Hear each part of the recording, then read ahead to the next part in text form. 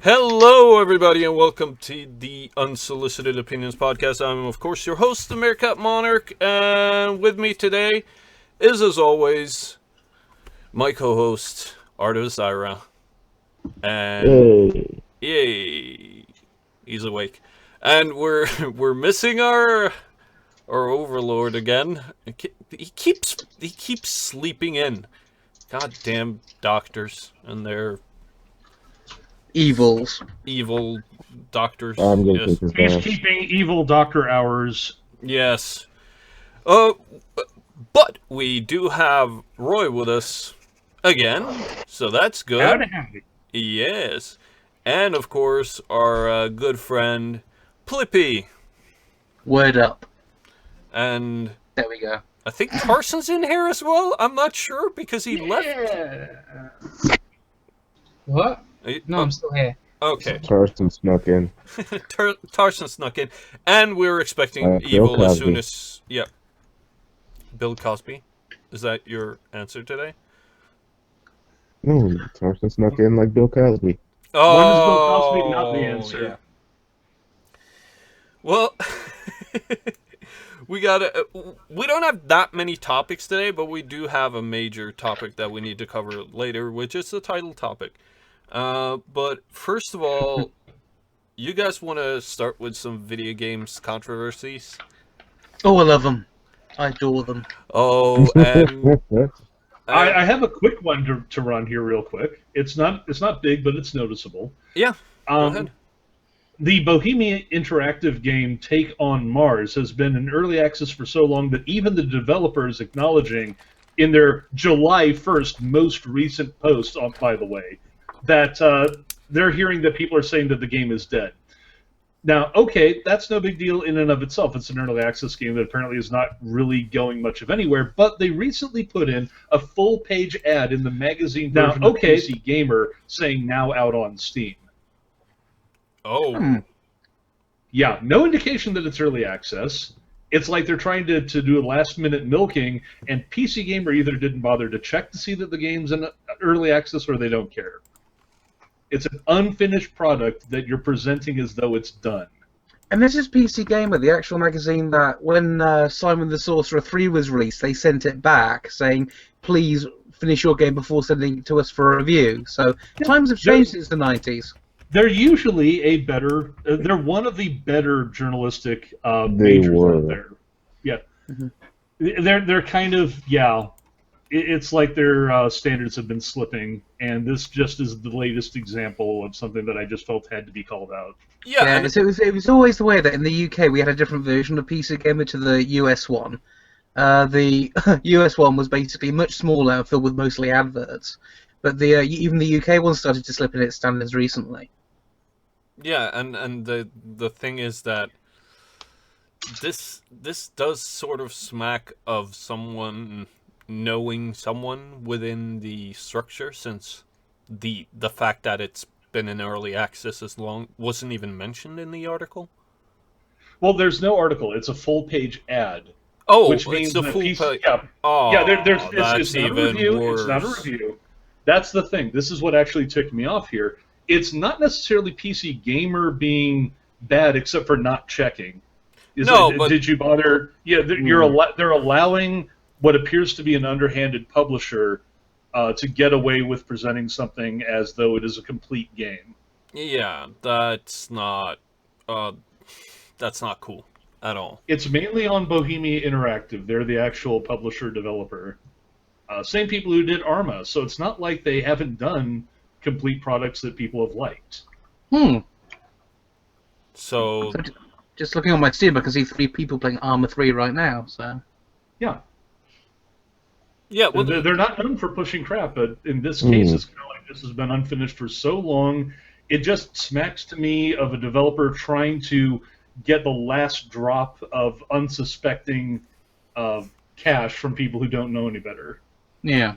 Yeah, kind of like another sort of early access game that got released that was hugely disappointing. Yeah, the only game in early access that I think did it really, really well was the one that I did, which was Prison Architect. It's the only one I've seen people not moaning about. I've seen a number of good early access games that I've enjoyed, and hell, I'm involved in a bunch of them.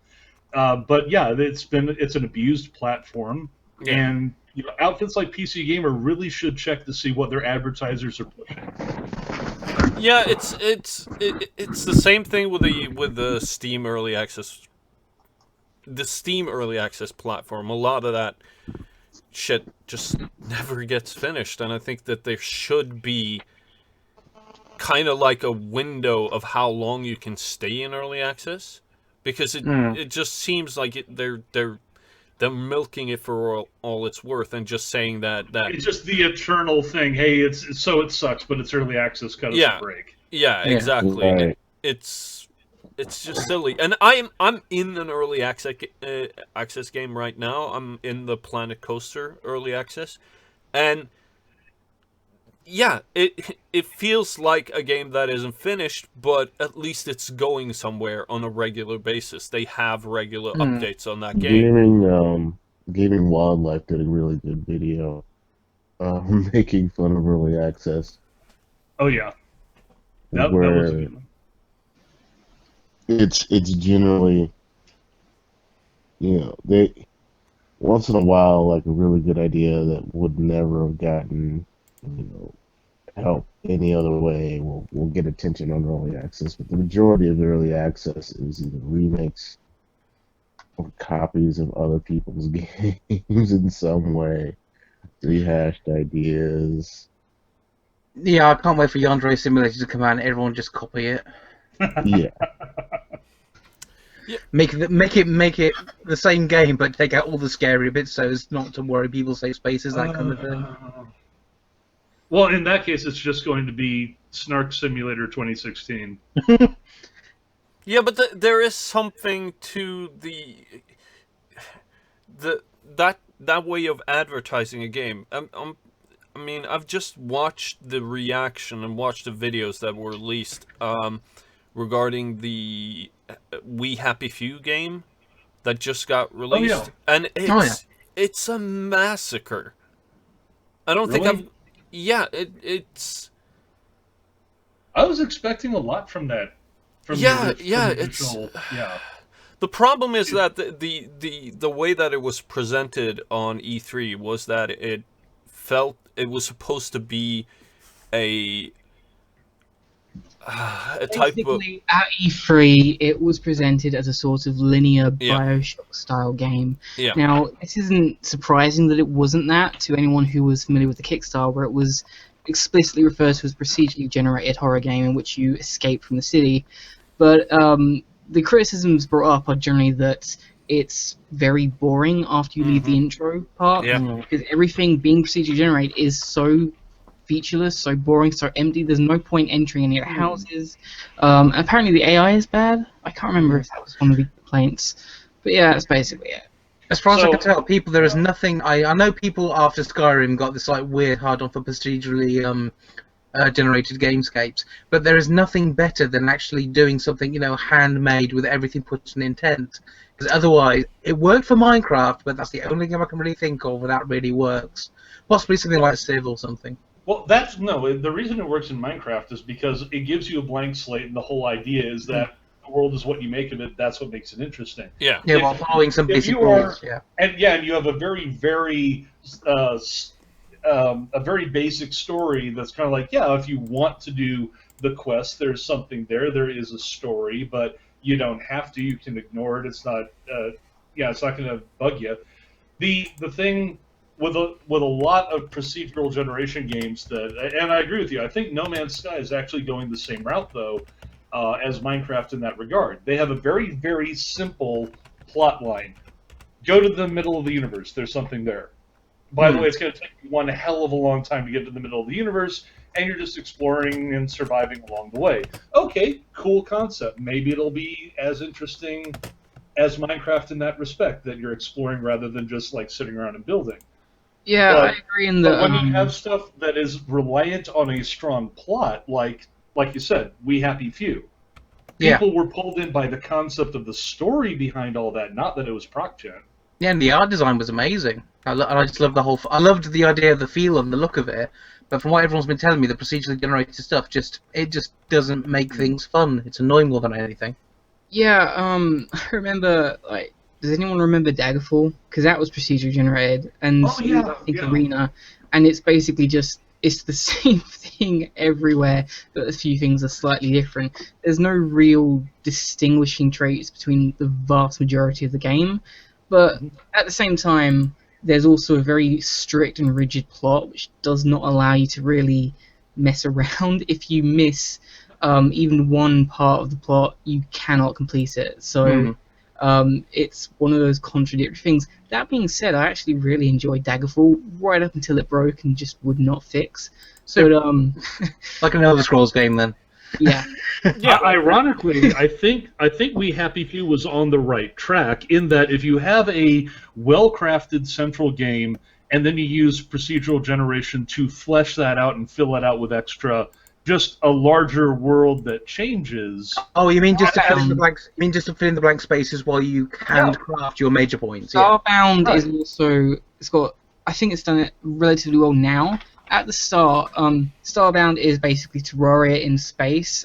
Each world was procedurally generated, and at the start it was incredibly boring. Most of the planets had nothing of interest. They've gradually added things like villages, outposts, dungeons, just random things, and gradually they've started adding more terrain differences, and eventually, like it's now released. 1.0 has been out for a while now, and it's been set up so that it procedurally generates, but in a certain way, so that it's designed with more purpose. So it's not just stupid like random features, but it's like an entire dungeon. It's like an actual, relatively well designed dungeon, and it's apparently like one of several iterations of the same type of dungeon, I guess. And it's a lot better than it was before. So it's not like it's impossible to work with procedurally generated and make it interesting. Even like something that isn't enough of a blank slate to really. Yeah, but that mind seems to be the problem, is that they don't have a big enough sort of palette to pick from when they generate the different worlds. I mean, I was watching NerdCube's video on the subject, and it just seemed like every fucking house was the same. Every fucking street was the same. It was just this really. For liked We Happy Few, you mean? In a sense, yeah. For me, it makes We Happy Few. sense, Yeah. because it is supposed to be a dystopia where everyone's happy, and obviously, if a lot of people are forced to be one thing, they're going to congregate doing the same things. But Yeah. I think it would probably work better if these houses you could go into could have their own little scenarios playing out that don't involve the player character. You're just someone who's viewing it, and you get to see someone, say, for example, also try and break from the brainwashing, but it just doesn't work out as well for him as it does for you, or maybe it's something else entirely. Any number of scenarios you can think of in this society should be things you can see in these houses, not just people going about there every day as if it's like a game of Fallout 4. Yeah, I think it's really amazing that all this, the idea of that everyone's being forced to be happy in a happy utopia in their mind, but around them is actually horror. Yeah. I mean, It's Brave New World, isn't it? It's Brave Yeah. New World. Yeah, they tried it in Doctor Who. They tried it in that film that was not very good, but everyone loved apart from me, Equilibrium. I've seen this attempted several times, but I've never actually seen it pulled off correctly. There's always something slightly wrong, and I thought this might be the one to pull it off, but apparently the game is not. At the moment, not good. No, and they tried it in Farscape as well. There was a Farscape episode where they had this sort of party planet that every day or every day they had a party at the end of it, and they thought every day was Friday. Yeah, they've also done something similar in I'm going to weeb out for a moment there. Basically, there is an anime series or a light novel series called Kino's Journey, and basically, Can I just put my headphones on and just la la la la la while you do the comes up Weibo twice thing? basically, but the main character essentially running away from a town where, because she wasn't happy enough, she's going to have a brain chip implanted in her in order to make her permanently happy. and as a result, her parents try to kill her because she's trying to run away. Yeah. It's a very common type of dystopia, and Yeah. it doesn't always work for me. It's No, just, no. find it kind The only version I kind of think it was that I really like is in Brave New World. I hate It's- Brave. Well, you There's, just there's a good reason to, because uncivilized and Yeah.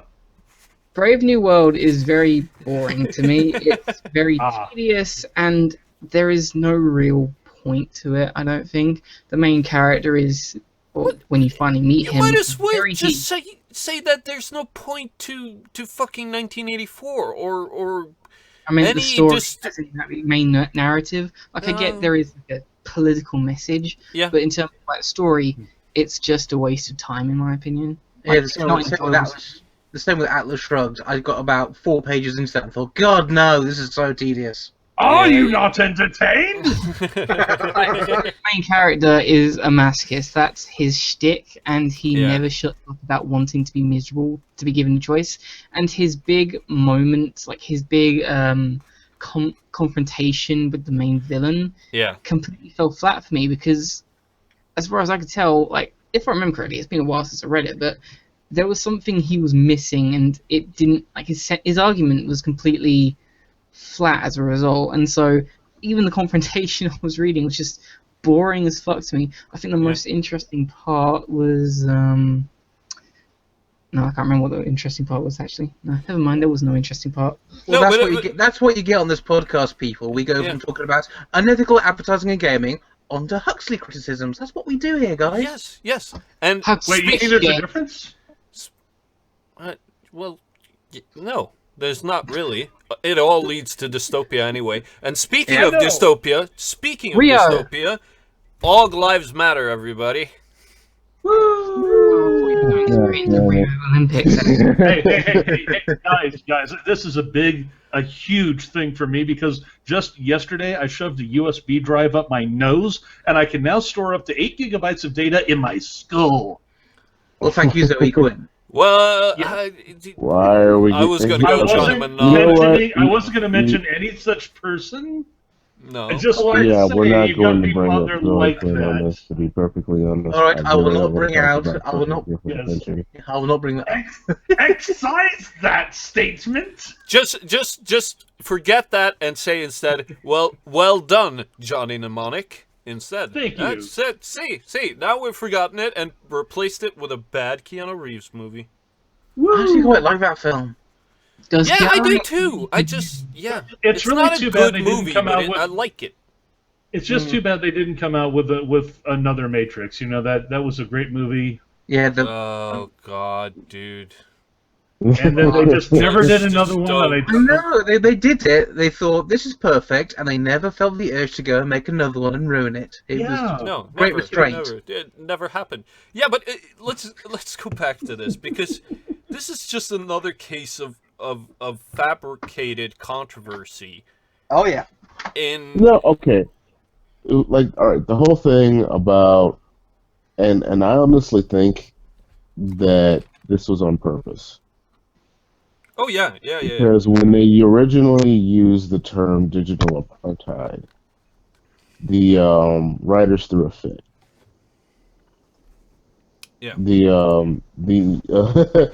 The journalists were so pissed off that they dare use the word apartheid, and and I thought you meant the evil, person and- who actually wrote it got angry with himself the moment you're like, mechanical apartheid. Oh, for God's sake, me! don't you Why realize do I do that that? again? Don't you realize that when you have a particular kind of injustice that can be described with a word, it is locked into that particular movement forever, and you can Oh, never yeah. use that word again in any other context? Oh yeah.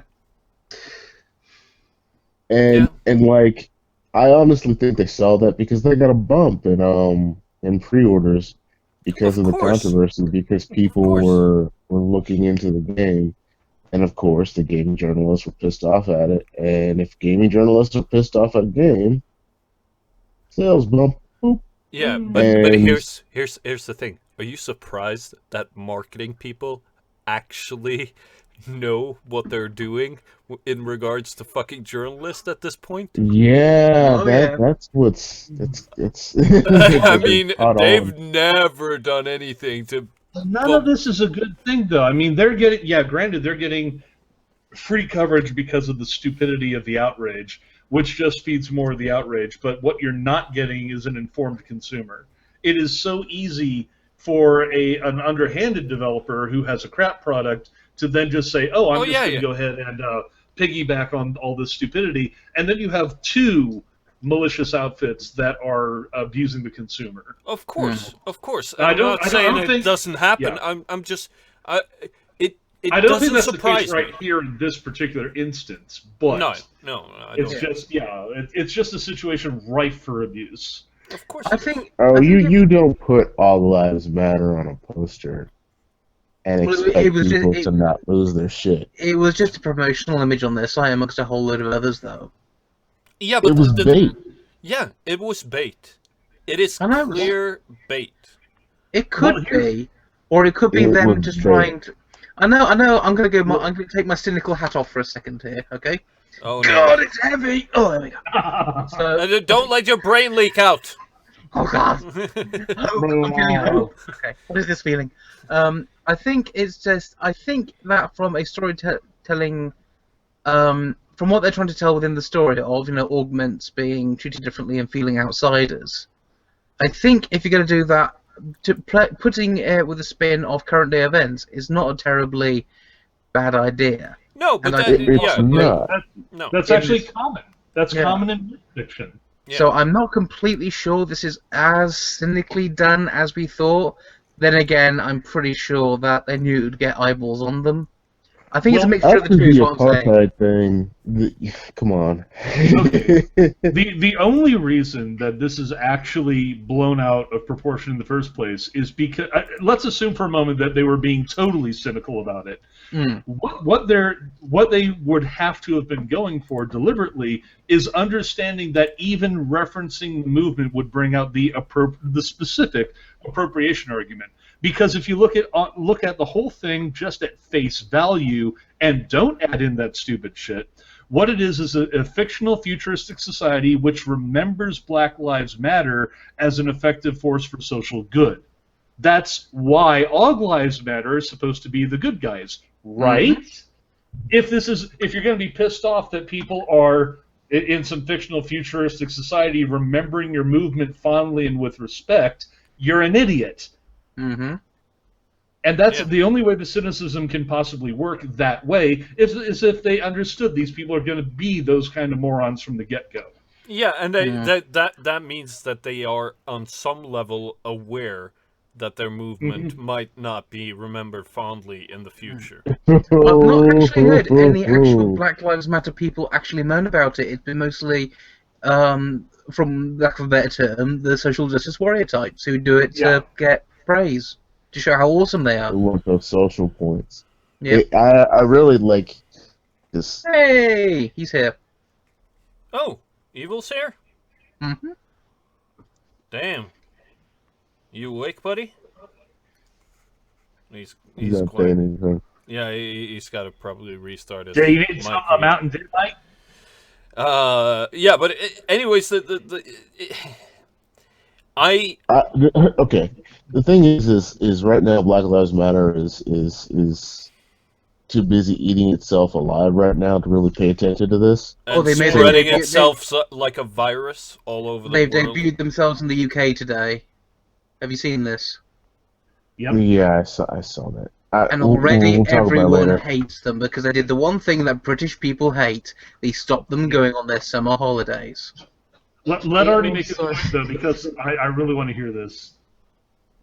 Now, the thing is when you look at the context of the series itself, like I don't know how much you guys have actually played the game. All of them love them a lot. Evolution. The whole argument about, them not putting politics into their games is the most ridiculous argument you can make, because anybody who's played any of these games know that these games are all about analyzing political issues Hmm. that aren't political issues yet and having the conversation. Yeah. The last game went so far as to let you decide what you thought about the issues as opposed to deciding the ending for you. Yeah. Well, the very, very, very first one, you basically had to pick what did you want the human race to go into? You know, transcendence with electronics or be broken away. Same as Human Revolution. You pick between the Illuminati, the MJ-12, go your own way, forming humanity to follow whatever you wanted, or splitting it off and just letting humanity do what it wanted. It's always had big questions at the end of it. The fourth Yeah, ending was my favorite. and The one where you the Say just again, thing want Fury? about to it power. is, I think that's kind of why there was such outrage from from writers at first, because they knew if they were going to put something like that out there and put that in that image, then they were going to have a conversation about how effective protests actually are. And they had done some of that in Revolution, about how the protests were non-violent and quiet at first, and then turned violent by the end of the game. Mm. Um, because it is a hard subject to tackle and to talk about, and Yeah. And they should get it, more praise for actually bringing stuff like that and up. it In my showed Invisible opinion. War was how about domestic terrorism caused by corporations. It was, yeah. it was all sorts of things. Yeah. That's the thing. When you look at the actual storyline, which I no doubt none of these people complaining know anything about, that that's what makes it so annoying. Is there one of the immediate arguments was that, oh, well, they're augmented, well, they're rich in these games, and these rich people can't talk about their lives mattering. And it's like, if you had played any of the games, Yeah, it's Mm. it's you would, so goddamn silly because it's like, one of the major missions in Revolution was trying to stop a woman from being forcibly augmented so she's not addicted to frickin' drugs for the rest of her life. Mm. That she could be used to be pimped out because she needs the medication. Mm.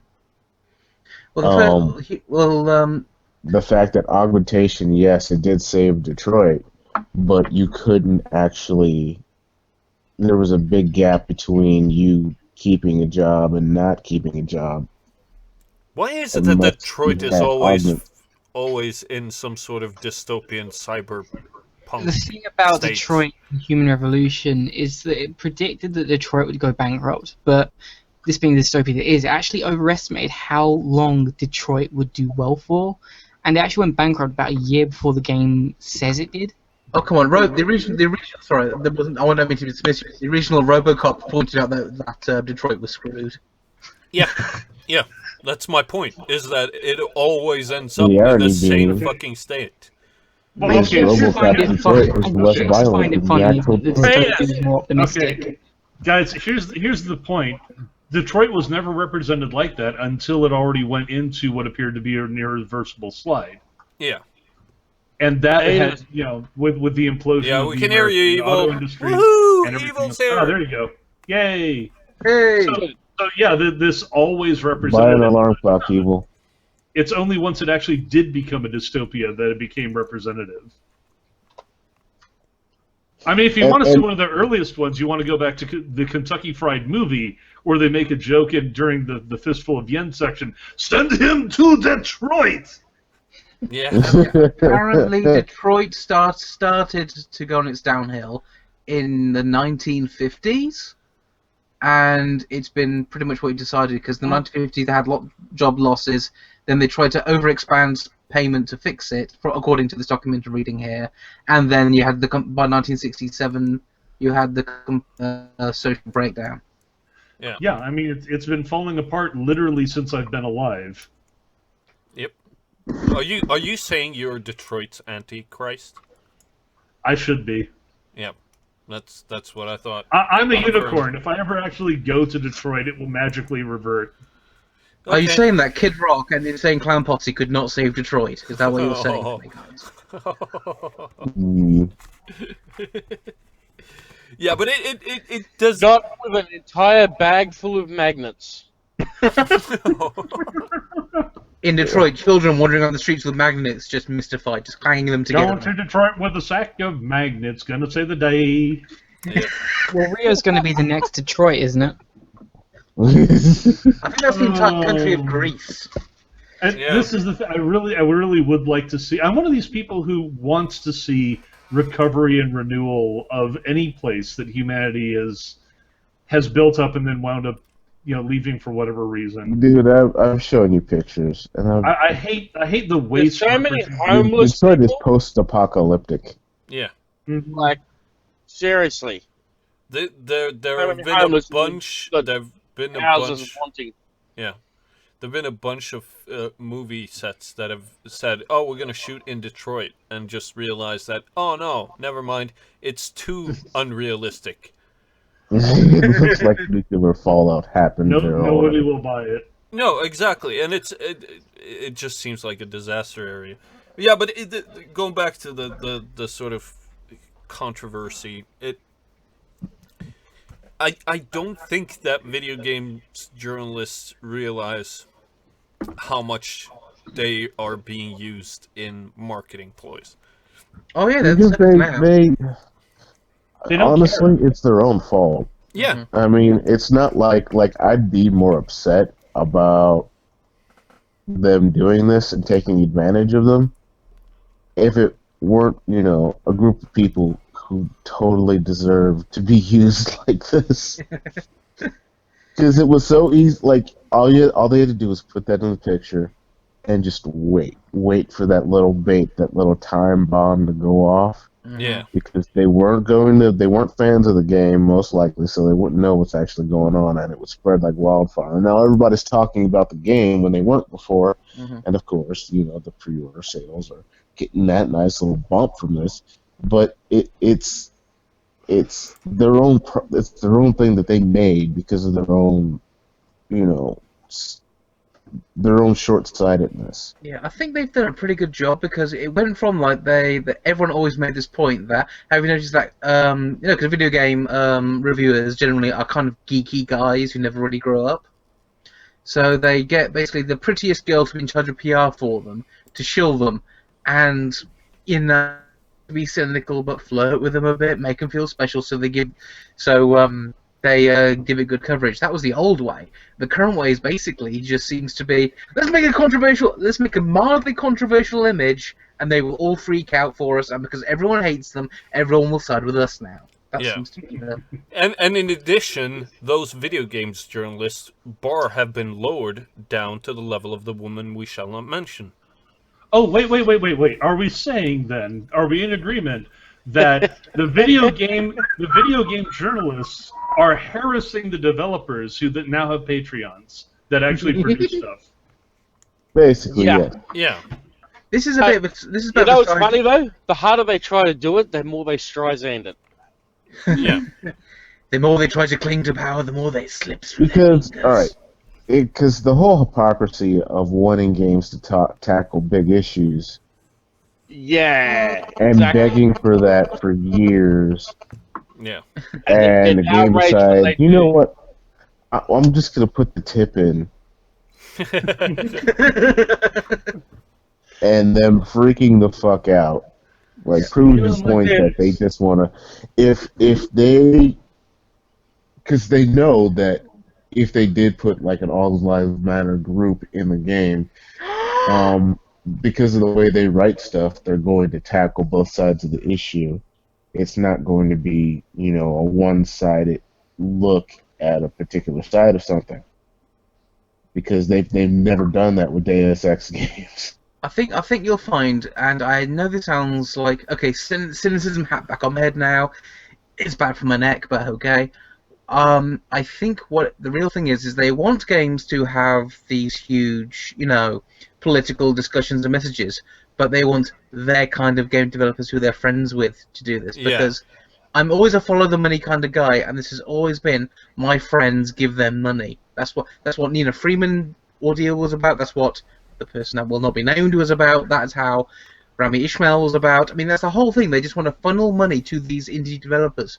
Yeah, because they thought okay, they wanted to use these social issues to sell their products to hipsters that wanted to feel self-important. They wanted to be the snobby art community Hmm. of video games. Yeah. But They it's forget super. though that snobby art community was never about big profits, but they want the big Yeah, profits as they well. don't make any money, and it's really easy for any big developer to just throw a social issue into a game and be like, "Oh, there it is, it's in there." Yep. And Yeah, we I have a team of played. hundreds of people working on it, so good luck competing. Yeah, but it's just it's the same I mean, thing over and over and over again. yeah, They I just think. don't realize that actual market.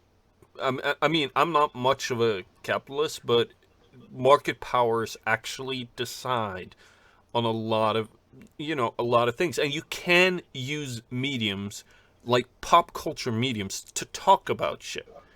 It Mm. is Look, I just But want to the blow possible. the snobby thing little from. art, their snobby Look, little art look, clique look, look. doesn't spend money. No, exactly. Artivous made me watch the Boondocks. I think a quote is completely appropriate here. My favorite quote out of it so far. Harambe! I knew you would find it. I knew you would find it. I knew you would find it evil, and you would lose your shit. Oh man, my slides have broken the speed of light. And he walks out of the classroom like, I can't. The whole Doctor setup Evil for that sides are a new scene dimension of existence is because they've broken the is rules of reality.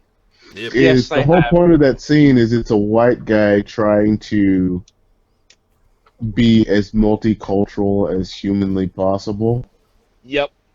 But ad it's just hilarious nauseum. that it's Harambe and Harambe has become the meme. And Yeah, I told you this show spent a lot of time telling the future, Yeah. they've been using my time machine. That's all I can say.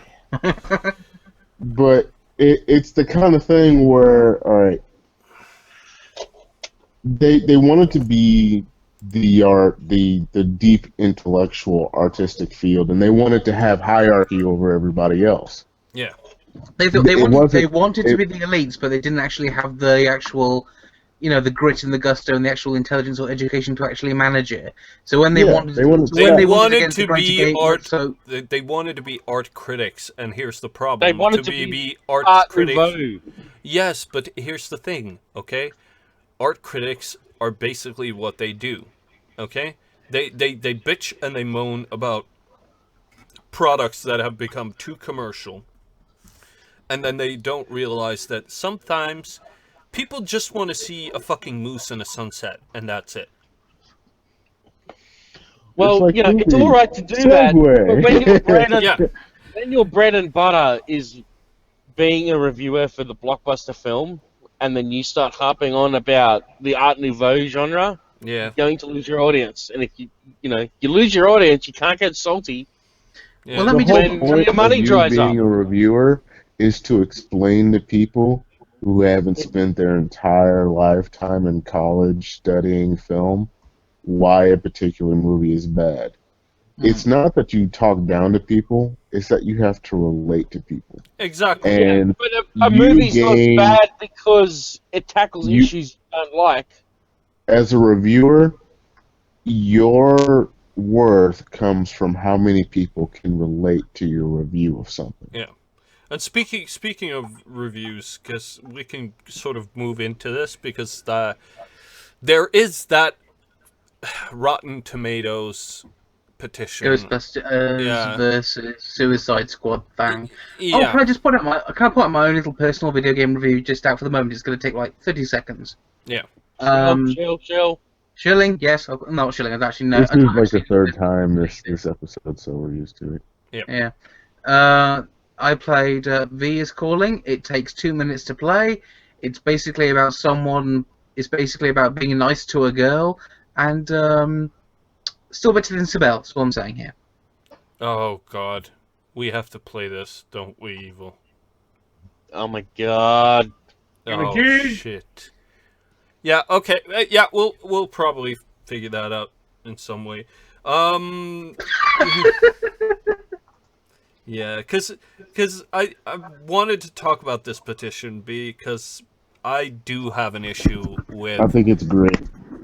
Yeah, yeah. I don't mind the fucking petition. Here's because I do actually I don't like the aggregated sites.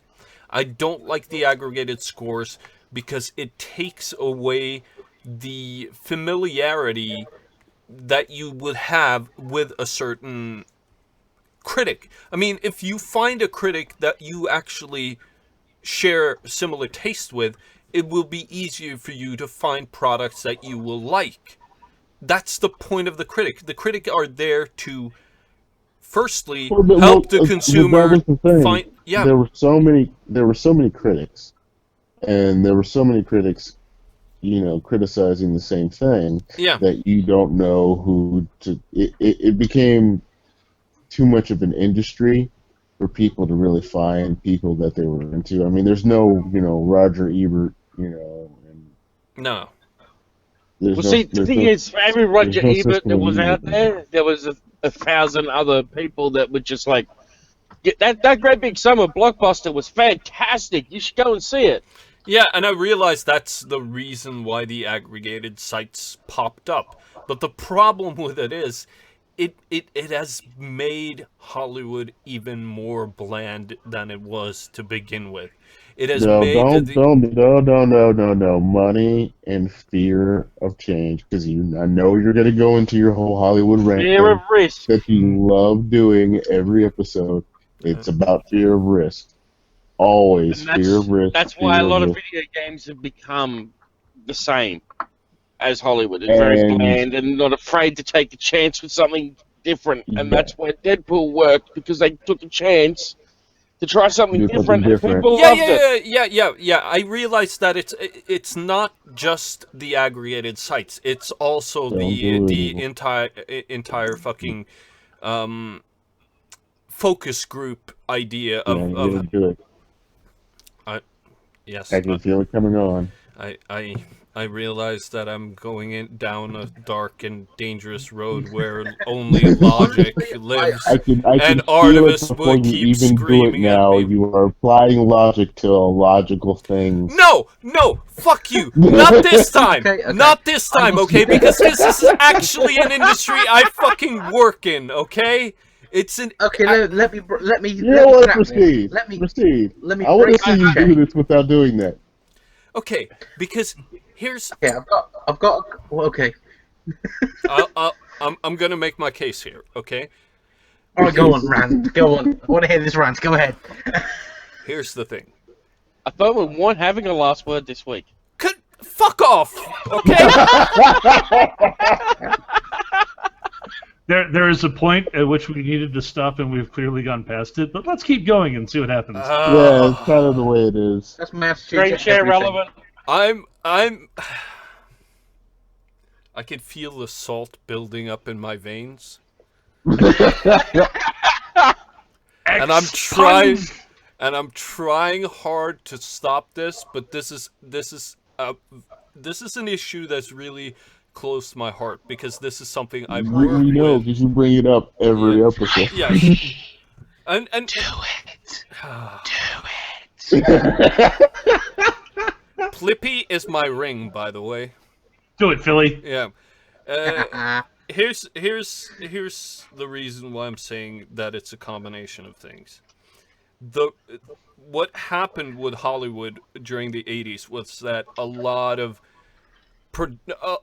investment came from Wall Street, and they wanted a sure investment into product. So they started building up the marketing program, building up the focus groups, the test audiences, and so on to test products in the same way that you would do in any type of industry.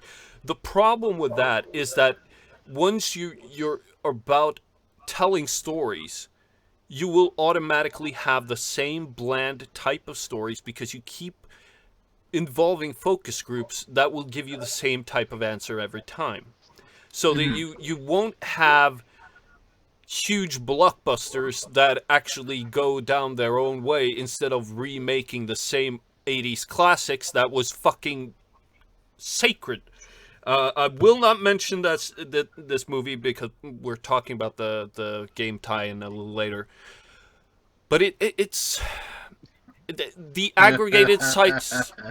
The aggregated sites didn't help the matter either, because it No. gave people a bland look on how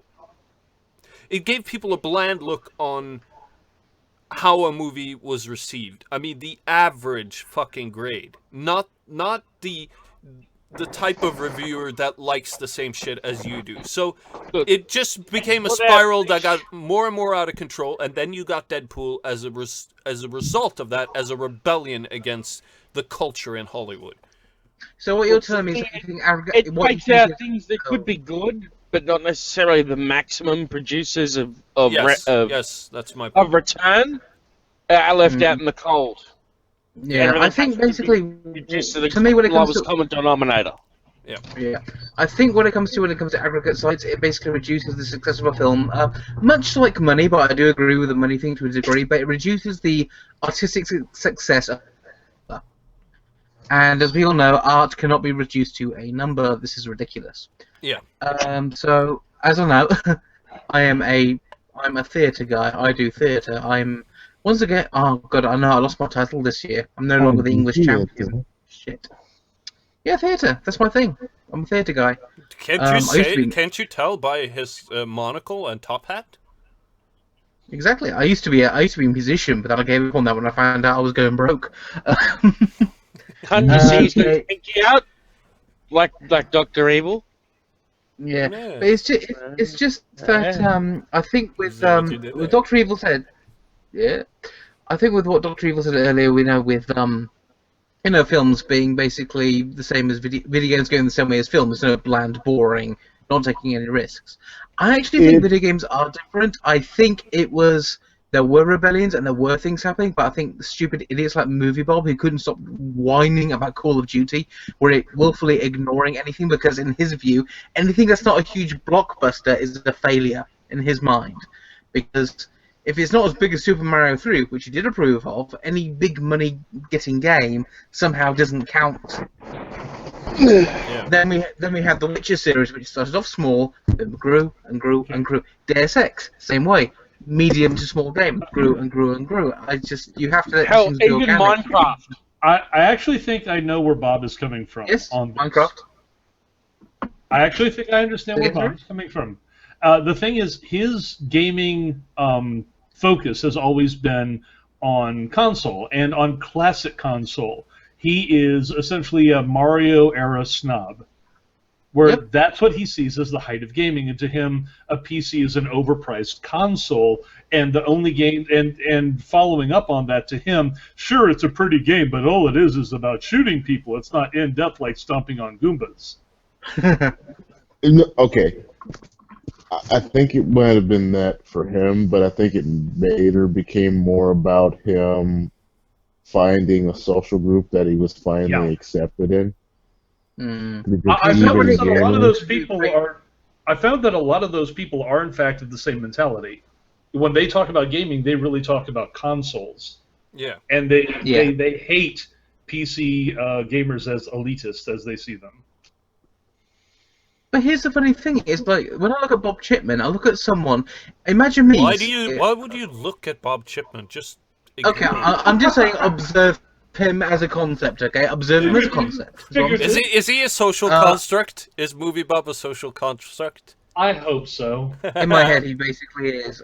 It's basically if I never grew out of my favorite game of all time was The Secret of Monkey Island. Okay, for the Amiga. Oh Amiga, yeah. Amiga for PC. I And if I love never the grew up- previous games though. 1 and 2. Yeah, is I love great. Yeah, Monkey Island 1, Monkey Island 2. Oh my god, let Monkey him Island talk. 1 and 2 are my favorite games. Were my favorite games of all time. Yeah. But then I realised I can't. But it's imagine if I'm still here in the year of 2000. What year is it? 16. Current I'm year. still- it's correct. If I'm now in current year and I'm playing Overwatch, having had my 10 years of World of Warcraft and my years of Deus Ex and my years of playing all those other games I love, the Doom games, all that other shit, playing This War Is Mine and all that other stuff. If I still sat there going, Patron Monkey Island, lad, Nothing compares to that. I would be an idiot because times change. And MovieBop appears to be stuck back in his goddamn one moment where he played I Super would Mario Brothers agree with 3. that, but his need to try and inject social issues into everything. Yeah. Including his movie reviews. Here's the thing. When he was on The Escapist, I would like about half of his movie reviews, and invariably they were the ones where he did not try and shoehorn a rant about George Bush and American foreign oil interests into a movie that had shit to do with any of it. If Uh-huh. he did this, I remember he did this one review on Die Harder or Die Another Day. Um, it's Bruce Willis facing off against the federal government in this one, and all he can fucking do is talk about the war in the Middle East, which has zero Yeah, that's what I'm to talking do. about. Like, And he'd say, "Well, this show is all about lionizing the American ideal of justice and the strongman individual, and that goes to George Bush." And Jesus fuck. As someone who's actually studied film, who went to that type of film classes, here's the thing. It's fucking filled with overthinkers. Sometimes an exploding building is just an exploding building. It's not a 9/11 sign of conspiracy. Okay? And by the way, Or the by the way, symbolism of a man just not being able to get it up when the girl's around. yeah, exactly. Just, And by the just a way, moment. Go ahead, Jar I'm Jar sorry. Binks is not a Sith for the fucking last time. Quick Yes, he is. quick point though. Jar Jar Binks Isn't- came in and tried to destroy a movie franchise. Definitely Sith. Good No, point. I think Jar Jar Question, people. I think people analyze Jar Jar Binks too much because they're trying to think why. yeah, they're trying to figure out how Why? the fuck that even happened in Yeah. the first place. Roy, I'm you sorry. you brought up the overthinker. Yeah. Isn't that actually a character of Movie Bob's for some of the he's Yeah, trying it's to emulate literally some of called the the others. overthinker. Yeah, he's got a character so he understands that he overthinks shit, but he thinks he's utterly justified in it because that's his standard. It's not a And- parody well, to him; and it's when something you to look at- emulate. And here's the thing. It became so easy to ignore and mock these critics on everything because it became every single critic. Well, see, It- the thing is, these It's critics, so if you can mock them without hearing what they've got to say, you already know what they're going to say. They have no value. yeah, exactly. Yeah, basically, It yeah. became so easy to just, oh, okay, this movie's coming out. I know exactly what this reviewer is going to say. I know exactly what this reviewer is going to say. And as they say it's point for point what you were looking for. Every single time. And when you look at things like, because hey, it's on the tip of everybody's tongue, Suicide Squad right now, which caused that Oh, whole yeah. freak out over Rotten Tomatoes. All right, this was a movie that I was on the fence about. After Batman and Superman, I wasn't holding up much hope for it being any good whatsoever. I didn't even bother going to see Batman vs Superman, All right, it's and I'm it's Batman a And- fanboy. I'm a let me Batman finish my point. fanboy. Let me finish my point. All right. Now the thing is it got reshoots, and they started freaking out that this movie had to be good, or else their whole, universe to compete with Marvel wasn't going to happen. And it didn't matter how good it had to be; it just had to be good enough that people didn't think it was. It didn't have. It couldn't have the divisiveness that Batman versus Superman had. I was watching Batman vs Superman, and I got bored and turned it off, so I haven't actually finished watching it. But Okay. Suicide Squad was good. Okay, I have And, to- and here's the thing: it Carry was good because from what I've heard from everybody who's seen it, who actually knows their comics, it stayed true to the characters in the comic, Mm-hmm. and Oh, Harley because of Quinn was this, fantastic. Hmm? Harley think I was- Quinn was fantastic. Yeah, everyone said that Margot Robbie completely. Before we start herring down Nailed that path, I have to cover something real quick You would milk. about the politics that we were talking about before, because I hate when any movie does this. When any movie sublimates what should be good humor for trying too hard to Yeah. pander to a particular audience, and it doesn't matter what the demographic is. I am a conservative. I am a centrist conservative. But there was a movie that came out from the same people who did Airplane, or at least some of their same crew, starring Leslie Nielsen. It was like the last movie he did before he died, called An American Carol. And it was a take on the classic Christmas Carol story, but it was done using terrorism and America's war on terror as the foils. And the whole thing was supposed to be this patriotic paean to this, to this 4th of July sort of. Leslie Nielsen plays a senile This is the old biggest grandpa. tangent ever. Yeah, it is, and I apologize, but it was a cringe fest. There were like 10% funny jokes, genuinely funny jokes, and the rest of that was trying to hammer the humor home I to think a Scott to a just interjected conservative just to complain audience. about how bad this movie was.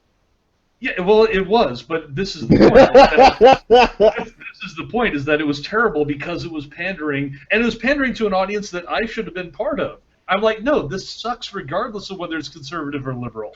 The conservatives have done it too. It's just that when you have something like Ghostbusters, it gets a pass. No. It doesn't exist. We are moving on to talk about Suicide Squad. Stop it. Sorry. I wanted to get that in beforehand. I'm sorry it took so long. Yeah. But it is in fact a good point, because a good story is supposed to be interpreted. No. A good story is supposed to be interpreted in a way that relates to all ideology or all people. That you can twist. Harambe! Yeah. You shouldn't at least make your own audience wince. Yes, that's a All good right, point. Exactly. going back to what I was talking about. Yeah. Suicide Squad. All right, now the thing is this movie was made to be they made it to be true to the source material, because they tried not doing that with Batman and Superman, and hence the backlash, Yeah. where they butchered the source material. Well, the other thing is, I've always considered the villains of DC to be much more interesting than the heroes. Yeah, because Batman has always had the best rogues gallery of any superhero, and it's made Damn it, you Batman took my who phrase. is- I was about to say those exact words. It's like Batman plays the straight man to all the comedians. Oh, yeah. Yeah, he's not a very interesting hero when you really think about it. Oh, I think he is. It's just in not comparison to what I'm he not has to digress. deal I'm with. just going to say that I think The he's great. comparison of what he has to deal with in comparison to every other hero, he has to deal with so much more crazy and out there and twisted and wrong that Yeah, it him makes playing him the more straight interesting. guy is good because it's the counterbalance to the crazy that he has to deal with, And that's what makes him when interesting. when this movie Um, came out, I didn't know what to expect from people's reaction to it, that they would be on board with this team of horrible people being forced to do something good, which was And the whole Will point of the Smith comic. came his ha-ha to a minimum. Yeah, I'm proud of him. Did he smile? Did he do the smile? No. He didn't. Oh, whoa. I don't want to see a Will Smith movie when he's not smiling. I want to see Will Smith being charming and intelligent and No. handsome. That's what I care about. And Yes. then playing basketball. It was still charming. He in was still charming, Philadelphia. but he definitely kept his Will Smithisms to a bare minimum. And he done a really good job Oh, good for him, considering he's Will actually. Smith. Yeah, good for him. I know, I'm proud of him. But I knew as soon as I started seeing the reviews from certain people, Yeah. I was like, okay, this movie's going to be good.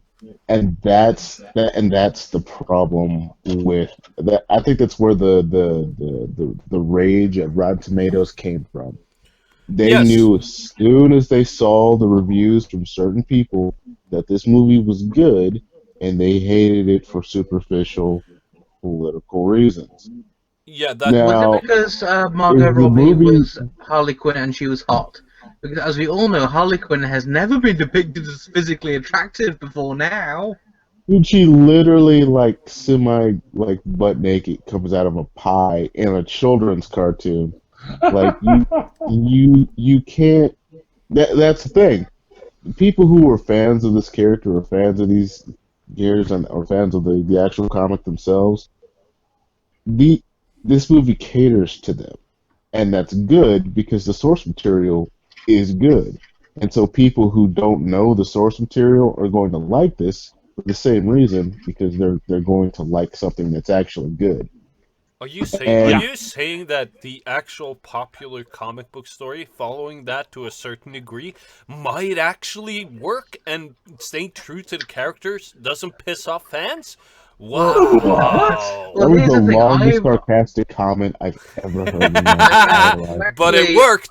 I'm actually gonna go see Suicide Squad probably on my own on Sunday. Yeah. And the reviews of all that from the people I trusted said the same thing.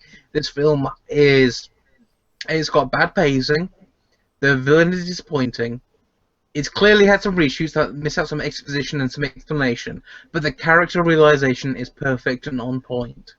And that's what I want to see with the Suicide Squad.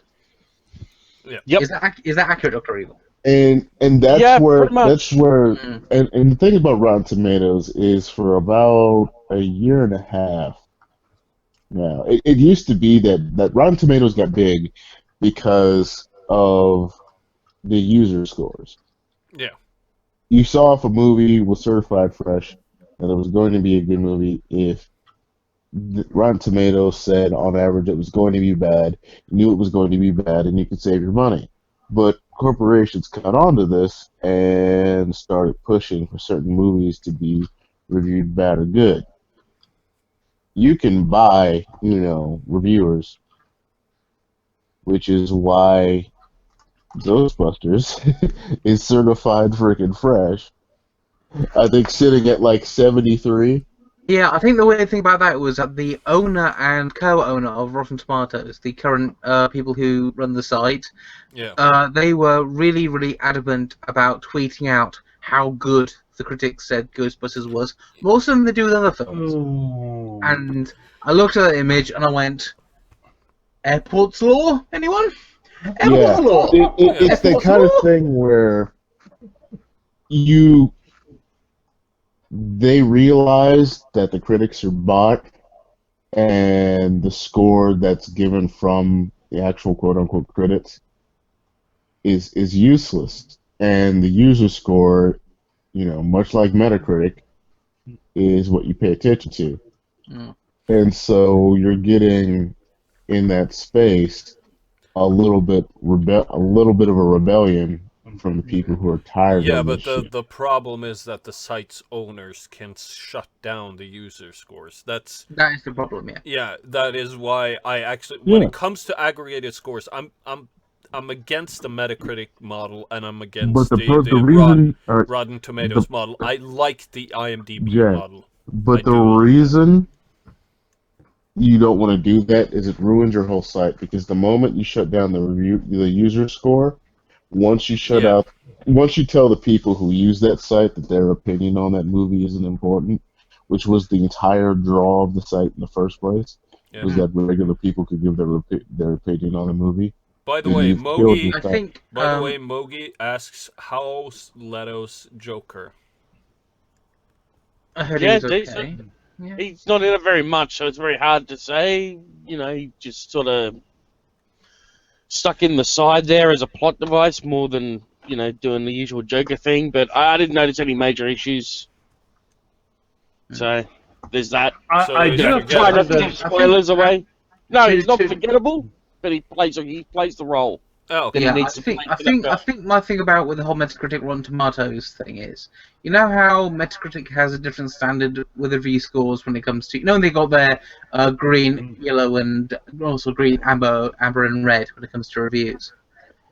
When it comes to video games, it's a much lower score. Actually, no. When it comes to films, it's a much lower score to achieve those. The what Rotten Tomatoes version will be rotten or fresh. Yeah. And the funny thing is about Metacritic is that they, I don't know this for sure, but I spoke to someone who is a mathematician, and they were really kind of had a hate hard on for Metacritic. They say if a game or a film, they want to like or dislike, they'll switch it over to the alternative way of working out the amber, green, red score.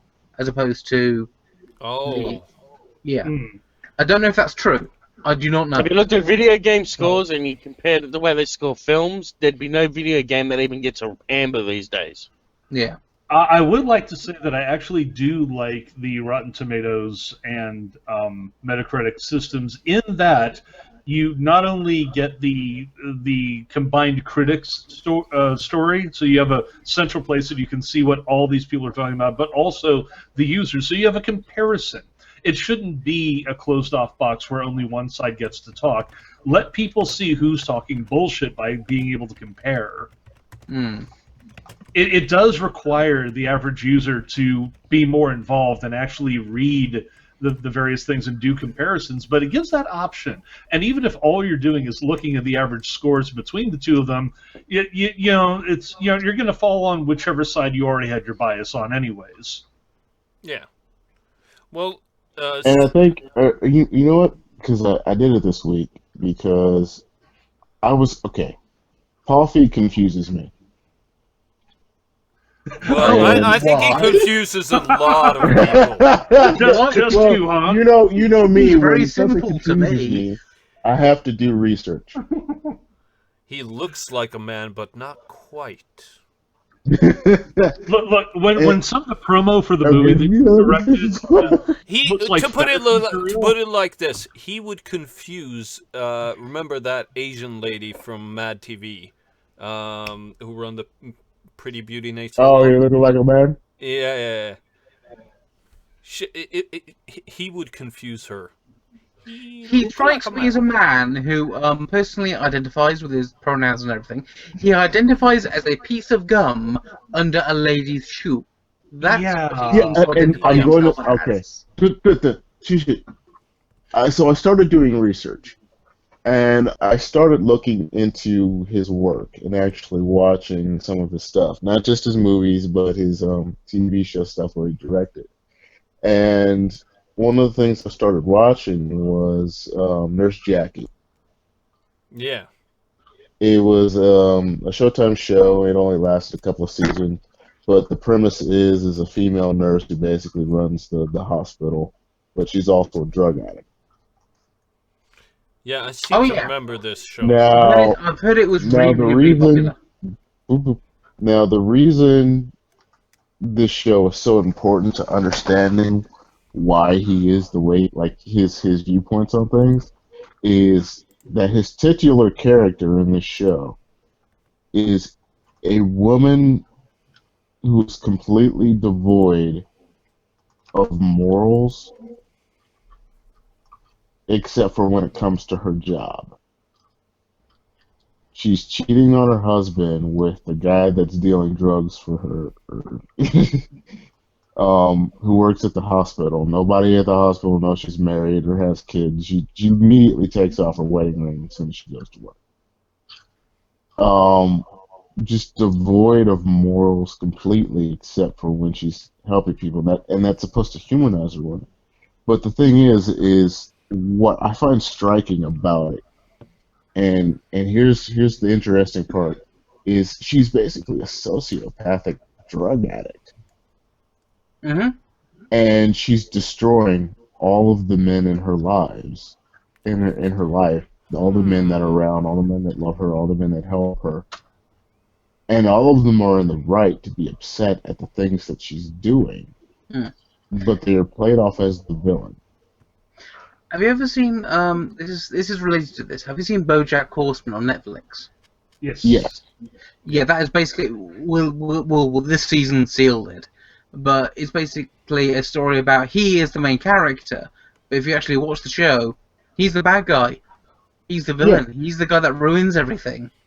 Yep. Everyone would be better off without him. Well, Yeah, and that's the thing. But the difference is on this show, she's played up as still the hero. Mm. It's everybody's being annoying. Everybody is trying to ruin what I'm doing, even though what I'm doing is ruining everybody else. so There's never a time. she's house without the genius, basically. Ooh. No. Or the positive the positive result. On Yeah, people. the positive results is what I'm saying. Yeah. Basically, it's like I sat there and I'm like, this is how Paul Feig sees the male female. Because all the men on the show are idiots. They're all dumb. They're emotionally Yeah, stunted. but that's true of all his movies later as well. They're, Yeah, but it's so.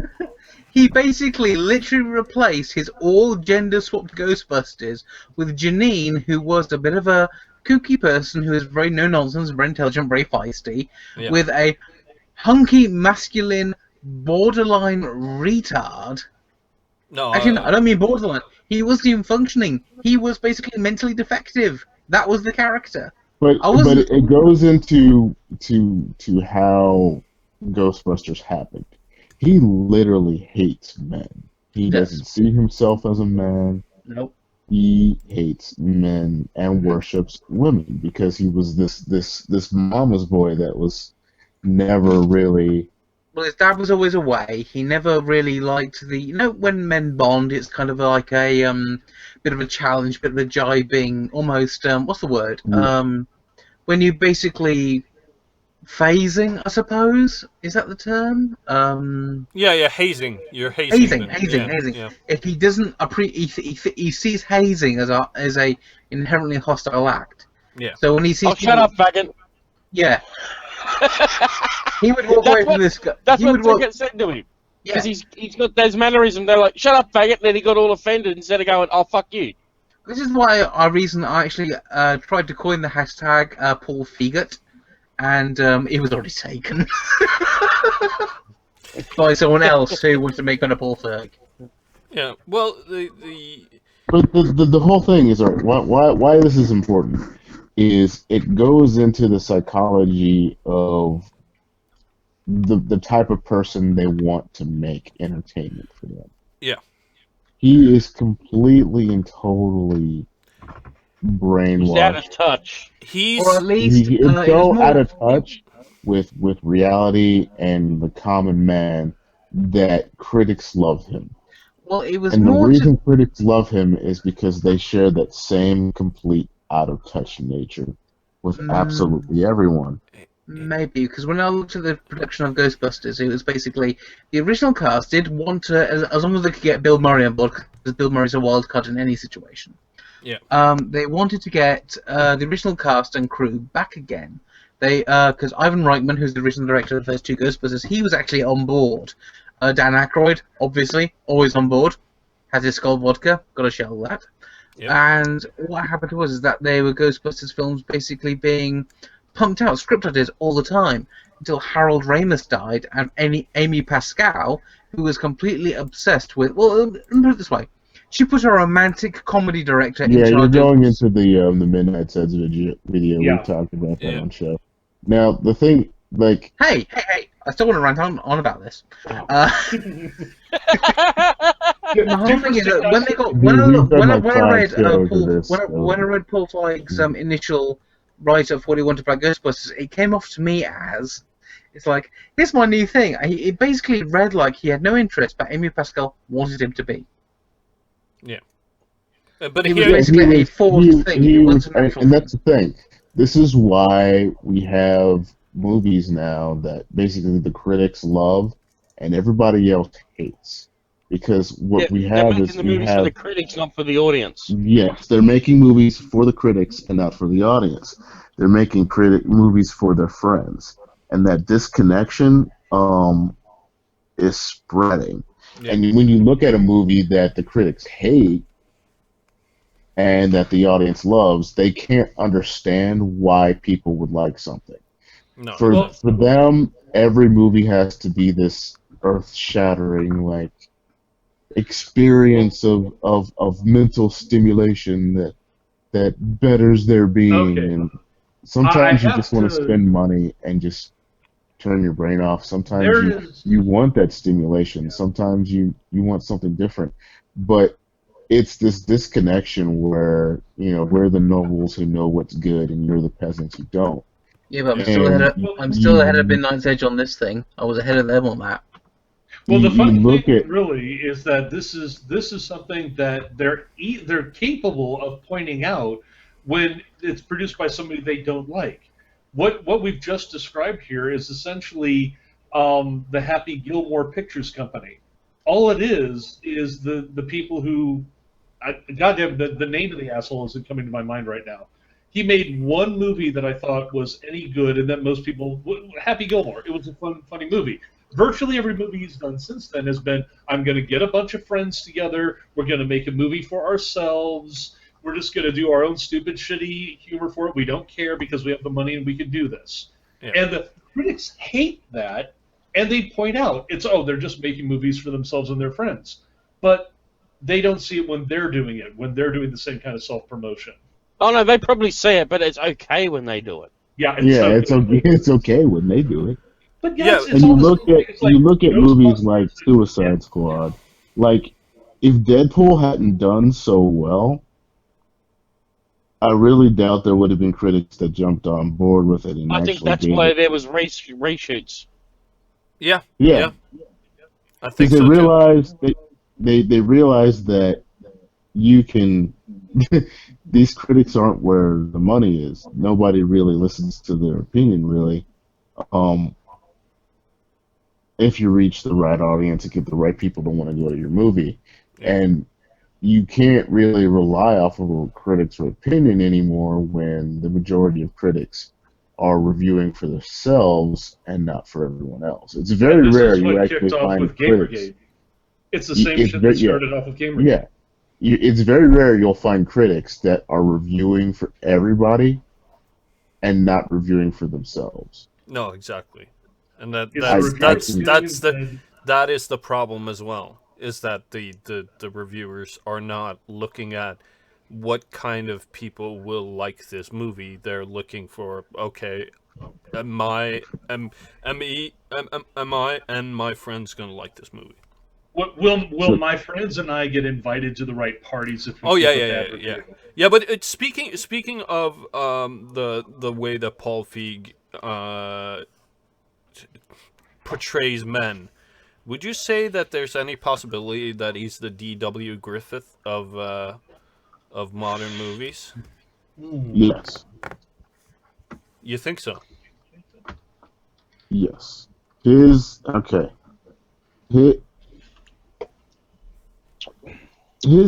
everything that he works on feels like revenge towards men. Yeah. Absolutely. And here's the thing, like, I didn't want to just watch one or two movies of his that I've seen. I literally watched 2 seasons of Nurse Jackie, marathoned it. It's an okay show, but I wanted to see one episode where he didn't belittle, mock, or just flat out say men were dumb idiots. Just one episode in that show. Yeah. Where there was some kind of empathy towards men. Not one. Not one episode. That's His entire body of work is revenge for a male culture that he is separated from psychologically. yeah, probably because his dad wasn't at home a lot, so he didn't really have a father figure. Yeah, I don't buy that as an excuse because my dad was never ever home when I was growing well, up. your dad's not a petty little bitch like Paul Feig is. Get over Well, that. no, but the Well, whole yeah, point is when I grew up, I basically You grew up and I- around other dudes, so you understand dudes. No, I didn't. I had a completely all-female upbringing. But you went to No, school, there- right? there's a- I okay. did, and I didn't. I'm not trying to say that what he has become is justified at all. No, it's At not all. because I see the It's reason just I an got angry. explanation. It's just an explanation of why he sees things the way they are. Yeah, He's the guy that your girlfriend keeps as their best friend and fucks every guy that's not like him. yeah. My whole point was like when I looked at the backstory of Paul Feig, I was actually thinking, you know what? There's a lot of parallels between me and him. It's like I had mostly female friends growing up. My dad was always had a completely almost all female upbringing, but I never became that. I never that There was angry no or hate. resentful. It And he truly does hate men. He's a self-hating man. And that's why He self-hating has the men are internalized so- misandry. Yeah, internal misandry. He does. It's He does. It's Somebody's coined that term, guys. The tide is turning. The tide is turning. Yeah. And the thing is when you look at directors like this and critics like this, there's no surprise that people are turning on the reviewers and these review sites and whatnot. It was going to happen eventually because Rotten Tomatoes had been going down that path for a while, where every movie that wasn't, if there was any action in it, if there was any kind of sexiness in it, then it was going to get a bad review score Yeah. because titties. And people,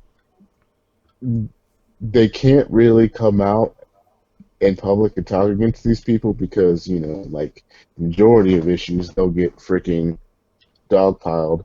But it doesn't stop them from voting with their wallet. And that's what a lot of these creators have forgotten, is that eventually people are going to vote with their wallets. And you can call them horrible for their opinion all you want, but at the end of the day, they're still your consumer. Yeah. And people are going to go by word of mouth, like you guys. How was Suicide Squad? Yeah, it was decent. So Yeah. you'll go and watch it. Mm-hmm. As I said, everyone coming away from it said the same thing from it. It's like, the film isn't very good, it's got pacing problems. I'd like to see the director's cut. But the characters were really awesomely realised. And even so, they had Jai Courtney, and you liked him in the film. I mean, what? Jai Courtney being good in a film? Is this new? What? Did someone pump, rhino testosterone into his eyeballs to make it interesting? I haven't with Jai Courtney after Terminator Genesis. Yeah. So, but Kyle Reese is the- an easy character and he fucked it up. Since the we, funniest thing that I saw about the Suicide Squad blowout, though, was when I started seeing a couple of reviewers popping up trying to say, "Oh, it's the Dude Bros again," with their petition. I was like, wait a second, it's a woman who's doing the petition, and I shouldn't say most, but a lot of the people protesting those the extremely low scores are big fans of Harley Quinn because she's a feminist Yeah. icon. Yeah. So There's a I'm big reminding this Harley guy, Quinn fan it's like- base. It's like, look, yeah, this may have been over the top, especially when the petition was about shutting down Rotten Tomatoes. That was way over the top. But when you say that Dude Bros are the ones behind this, you've misidentified the people protesting. What the hell is a goddamn bro? Because you've had Beta Bros, Dude Bros, Gamer Bros, Geek Bros. It's a Brony term Bros. that they invented to make fun of what they consider stereotypical males.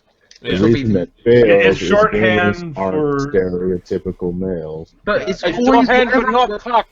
whenever I've seen it, it's always been put into use of a strange combination of the ultra athletic, handsome guy who got all the girls' bros, instantly mixed in with the sad My Little Pony fans and the gamers who can't get a girlfriend.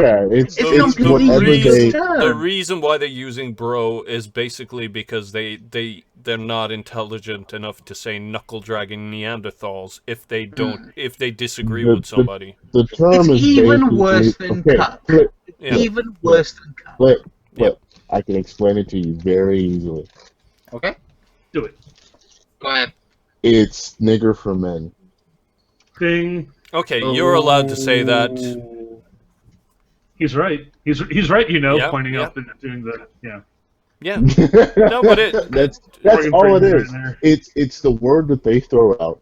It's the term that they throw out whenever they want to disassociate your opinion. This maybe it'd be a whole lot better if it wasn't for all them fucking men in it. Yeah. What you mean, All nigger? those bros.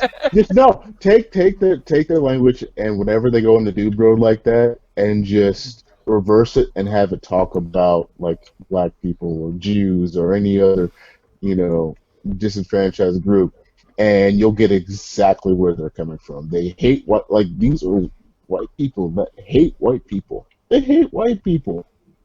They do. They hate men and they hate white people. There's They're no racist getting and around sexist. it. And I'm when, sorry for being white. I'm sorry for being male. and I'm that's not the thing. sorry. Dude bro is the ultimate thing because they can apply it to anything. And it's never made sense when it came to geek culture because geeks have never been dude bros. We were the anti-dude bros. We were our culture. I think what it came from was the Call of Duty thing.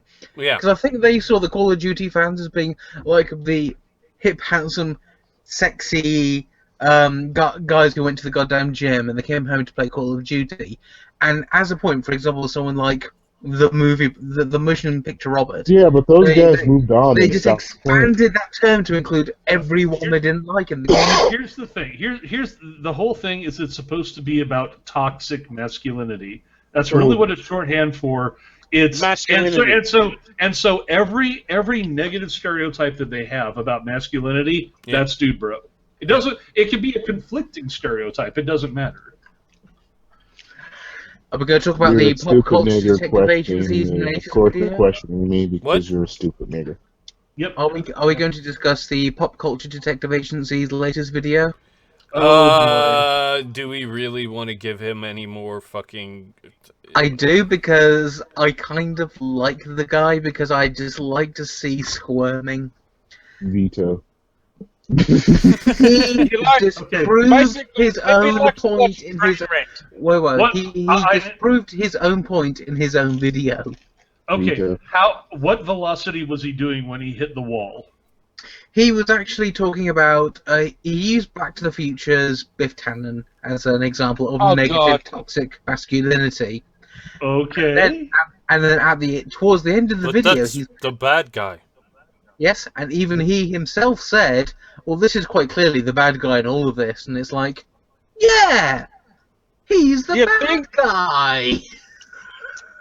You're not He's supposed raping- to fucking like that dude. Yeah, and that's the weird thing. It was like when you watched it, it was just like he was presenting Biff Tannen, and it was like, and you're thinking Biff Tannen's the bad guy, Biff Tannen's the bad guy, Biff Tannen's the bad guy, and then at the end of it, he goes, of course, as we all know, Biff Tannen's the bad guy, and it's like, yeah. So what's your Does this point? idiot? It's does this kind of the idiot think same people problem were I living in have. theaters in the 80s and going, man, that was a great film. I just wish that Biff had won in the end. Yep. It's Boy, it's I like like to it's draw the same the problem. Biff It's the Tannen's a same fucking goddamn asshole. problem. It's the same problem I have with critics complaining about the characters in Suicide Squad, that they have traits that they consider to be negative. Wow. And you want to scream at them. It's like, you do realize this is a group of villains. Each of these characters have killed, murdered hundreds of people, innocent people. These are the worst of the worst. And that's why they're the Suicide Squad. And that's here's why the they're the biggest- Suicide Here's the Squad. biggest cop out in Of all course, there's sexism. Of course, there's bigotry. Of course, there's all of these negative traits because And- that's who they are. And here's Yeah. DC's biggest thing about Harley Quinn. At the end of the day, and I know DC have like Marvel, they just keep rebooting shit until it becomes meaningless. But Harley Quinn is a sympathetic character ultimately. Yeah. She is. She At the was end of worse the day- without the Joker. She killed way more people. She basically, at the end of the day, when she wasn't around the influence, she was basically the battered girlfriend syndrome. Was once she was away from him, she was completely nice person, well, acceptable, less violent. No, she was not No, a nice person. No, she went on a fucking rampage after she went on a lost it. rampage and killed Under hundreds of people. under what iteration? Under which one? I'm sorry, I'm losing track of which one. In every single one, she literally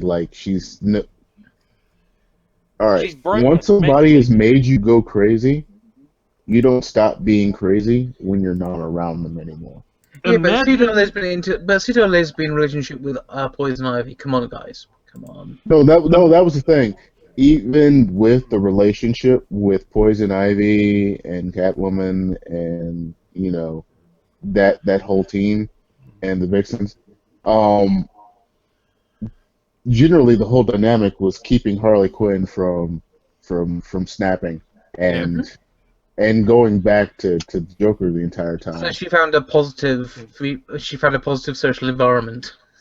Imagine if. Imagine if Fine. Saw Kinda. Poison Ivy that? Yeah. Yeah. Yes. Imagine that Demolition Man had never come out until today. What do you think the press reaction would be to Oh, they Snipes, would fucking hate that it. guy? Oh god, he would The be. entire same movie. Stallone, toxic masculinity. Snipes, obviously Black Lives Don't Matter. And the heroes that they would lionize would be the pussy ass future government They- of Los Angeles. They'd be on their knees ready to suck off Cocteau's cock. I mean, And that's the thing. Harley Quinn is a monster. She's a crazy person that has a sexual obsession with one of the biggest psychos that has ever been written in history and literature. But they did And kind that- of make her up as kind of sympathetic. That she's why I kind of likes the character. She's still fucking. It's like okay, I know. You're falling I know, into that same I problem I understand have with this. dudes You who can think he's understand hot. why. They Like, made a when a good dude- job of when somebody sympathizing with the says- character. When somebody says to me that they think Harley Quinn is hot, I want to kick them in the nuts. because that's what you would get if you hooked up with Yes. Harley Quinn. A Hey, I'll huge take that kick kick in in the nuts. It's like, No, you wow, wouldn't. we just simulated Dude. your first date. No, no, no, no, no, no, no, no, no, no, no, no, no. No, you would not Yes. take a kick to Yes. the nuts. I mean, I understand the Yeah, you would, fascination. dude. No, I understand the No, fascination are you with aware Poison that she Ivy. would I probably don't bite get it it off? with Harley Quinn. Hey, I didn't say I'd stick it in her mouth. Oh God. Would you want to be the same place the There you Joker go. was? That's it. No, gentlemen. Okay, Yeah, folks. Yeah, I- think about I- that. I want to start. Are you Harley okay Quinn. with having the Joker sloppy seconds? Yeah. Oh. I want to start up a Harley Yes. Quinn dating simulator Fucking service where disgusting. you show up at somebody's door, just kick them in the balls, and then leave them there. That's the Harley Quinn simulated dating service. I'm willing Oh. to bet that she's got Joker venom in her fucking vajayjay. Oh yeah. He's put some kind of gland inside her vagina that Well, that's kills the thing. all It of them. wasn't. What was the name You of the stick joke? it in and start laughing maniacally. Yeah, what was Because, the name of the comic? just in about- case somebody went in there after him. Yeah. What was the name of the comic with the Joker? Basically, that really bizarrely. It was a badly written book, but it had the Joker actually rape someone's girlfriend as penance. What was the name of that book? I The don't. killing joke. No, the No, it Killing wasn't Joke Killing was Joke. no. Killing Joke We're, didn't. we're There talking wasn't. 2013. It was a bad book because everyone didn't like it because it made the joke. The whole point of the book was to make the Joker a modern day villain with our current sensibilities of what's bad or wrong. Yeah. And they tried to make him a completely unsympathetic character. So he basically raped this guy's wife because Yeah. he didn't serve the Joker correctly, which was the first time of Joker being a sexual person because Harley Quinn and that stuff was basically infatuation towards that point. And Yeah. The thing with Harley Quinn and the Joker is basically the sort of stereotypical woman that falls for the dangerous guy, that is that kind of Bonnie character. I can heal him. Yeah, exactly. I I can don't know, fix him. Bonnie. Don't you mean Clyde? Clyde was basically her bitch. And Yeah, pretty much. No, the thing is that there's different reports when it comes to Bonnie and Clyde. She probably was very into trying to fix him because she came from that kind of. no, she was not trying. No, Bonnie was not trying to fix. she was Bonnie. initially. Have we I'll gone from think of that. Joker and Harley to Bonnie and Clyde? Seriously? It doesn't work. It's where the The archetype. Joker comes. doesn't care that much about Harley. That's the problem. The Joker does not really care about Harley. That was always the Yeah. point. Yeah, and she could never. Her ultimate craziness is that she could never see that. Yeah. Until she did. Until like recently. And even then, you know she's just going to go back to him again. Mr. J. Yep. He doesn't That's- have a face she's- now, though. Because, she's, oh, I'm over the Joker. Like, she's done that several frickin' times where she's pried herself from him and had a life, or even worked as a villain on her own. Yeah. And she always goes back to him. Speaking. So, well, now she's moved on from him again. Yeah, Oh, I give no. it a year before she's taken Joker Venom fucking Yeah. jump Just- shot. Up to the I've just JJ. googled Joker rape. What book did Joker become a rapist in? And it's turned up within the genderqueer DC Universe exploration Yeah. site. Hey, Flip, Do you really want to go down that rabbit hole, or do you just want to let this go? I'm clicking like a motherfucker. You Dumbass. dumbass. Yeah. Should we? Carry on, sorry. I don't really have a segue because I wanted to talk. I wanted to do a segue on psychopaths, but I got a lot of heat for talking bad about Trump the last time. So Oh, Trump? If you wanted to go yeah, psychopaths to- Trump Hang on. eating. Oh, heaven forbid we If criticize you wanted to go, the if you God wanted to King go Emperor from Trump to, if you wanted to go Here from we go. psychopaths to Rio, I could have helped you out. But Oh yeah. We'll get to Rio at the end of the show, but Okay. the chicken Trump's not a eating sociopath. with knife and fork controversy. Who the fuck eats fried chicken with a knife and fork? Oh, yeah. Well, Yeah. T'Pol from Star Trek. upper Someone class who loves people. black people. Yeah. No, this is the thing. Right? I'm sorry, that would start a fight. This is Why the the thing. fuck are you eating fried chicken with a knife and fork? You know the what it fuck is reminds wrong me with of? That scene out of Seinfeld where the dude was eating his Snickers bar with a knife and fork. Yeah. you? Oh yeah. And then everyone started doing it. Because it This was. election is a circus. But the thing is, that is actually supposed to be the quote-unquote high society way of eating chicken that's still on the bone. They do use a knife and fork, and that is not just Trump. That is like the Northeast, New England American, high society set. Hang on, in Star Trek They've always Enterprise, done they that. had a Vulcan who wanted to eat a breadstick. It's freaking KFC. Like there's no Yeah, handles to pull the food out of the buckets without using your hands. You can use a napkin for it, or you can use the fork to spear it. This is the thing. This is the way people who come from that kind of background eat. It's not that amongst them. It's not uncommon. It is elitist. That is a good to say. Hey, this is a really elitist image here. Okay, so what? That's the story. But I eat fried chicken with a knife and fork too. There you go. We can tell from your accent. No, it's just that I like to. When it comes to actually cutting stuff away from the bone, it's the best way to do it. Sorry. It's simply an upper class method of eating chicken. Period. Always has It's a been. waste. It's not Yes, it always is. because you actually get to cut away all the actual meat and just not run your teeth along it.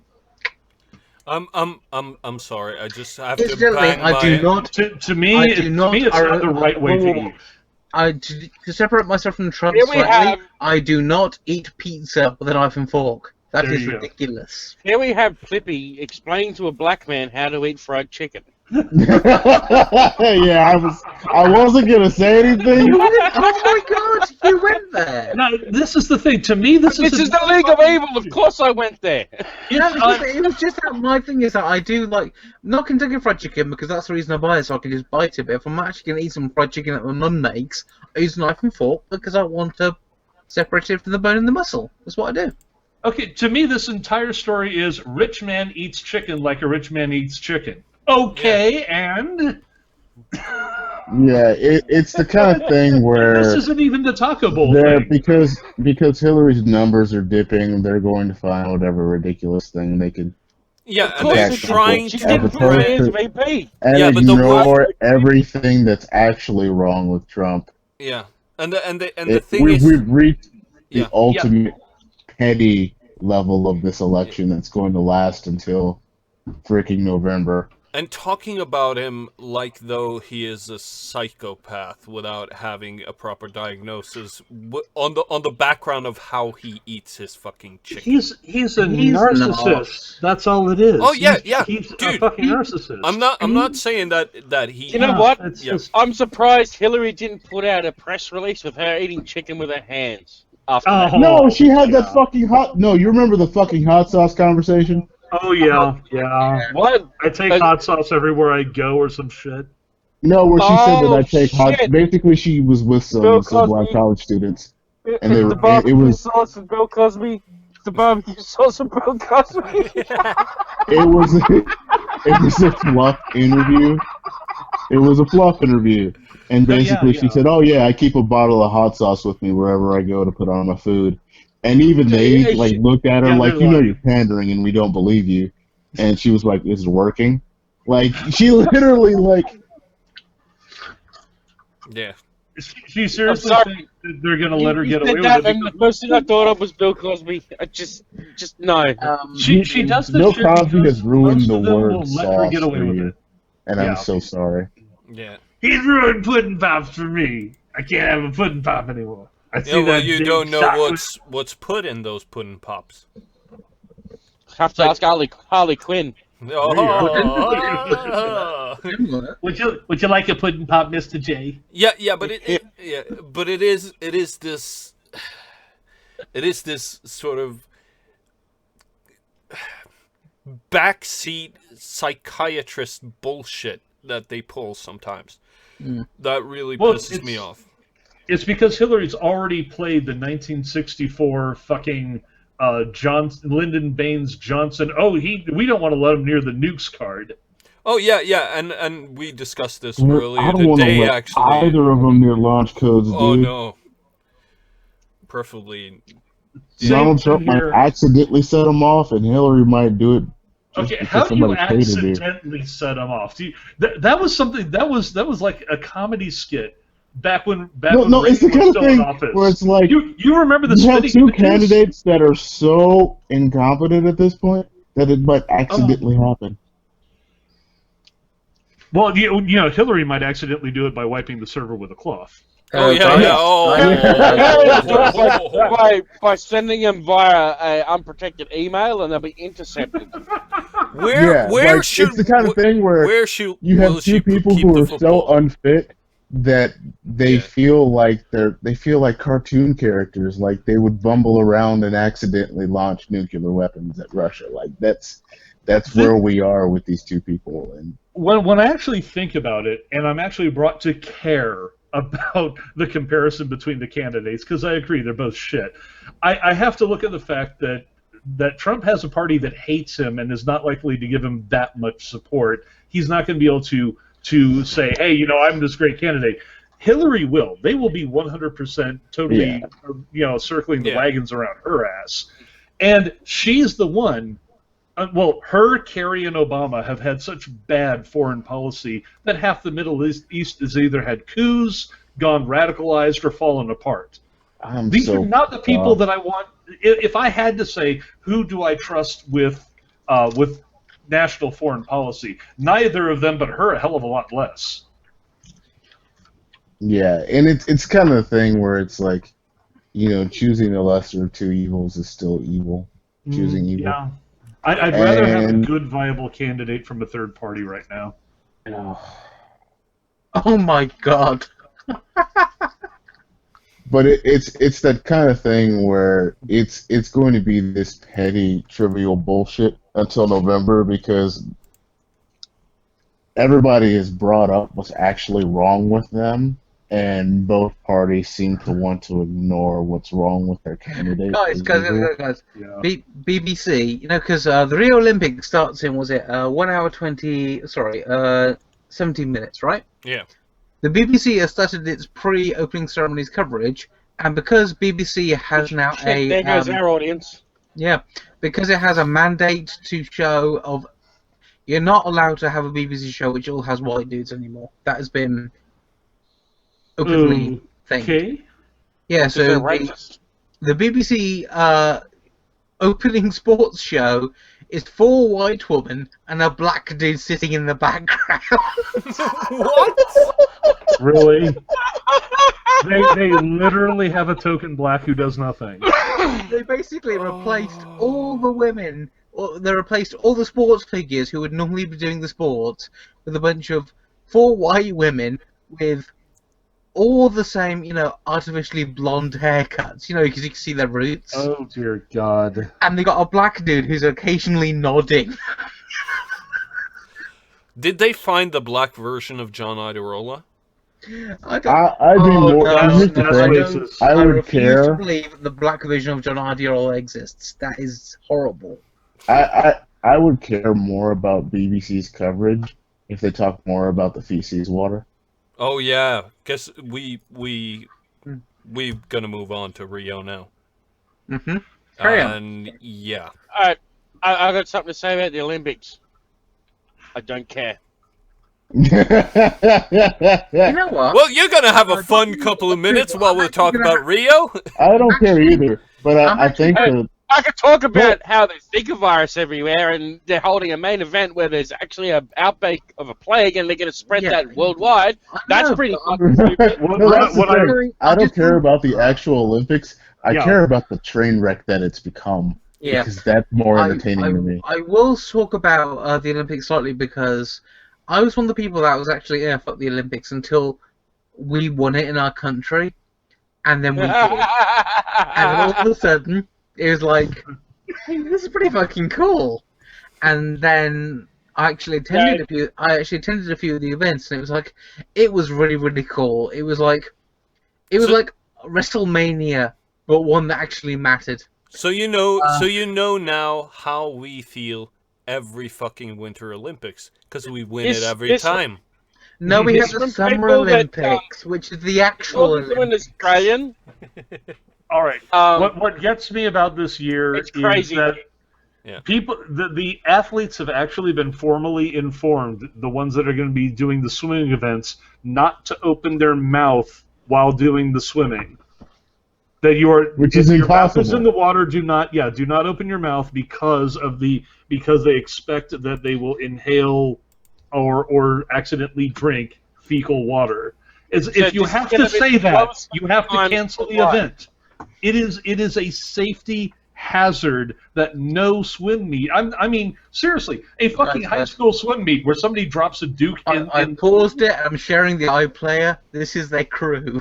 Oh my fucking god! Welcome to Token News. We guy have on the all back the left token is- people. The guy on the back left is actually Tyrone's just sitting in the back like, I'm gonna fuck all these white bitches.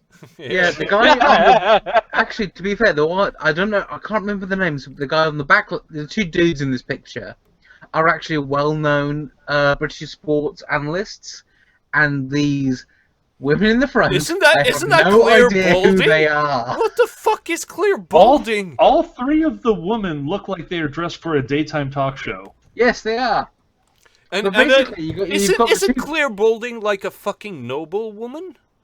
Claire Balding. I think she is actually. It's But it's just Yeah. the two dudes they've got there are actually the two actual sports analysts. Yeah. But the people they actually had at the Olympics normally has a three-man team in the UK.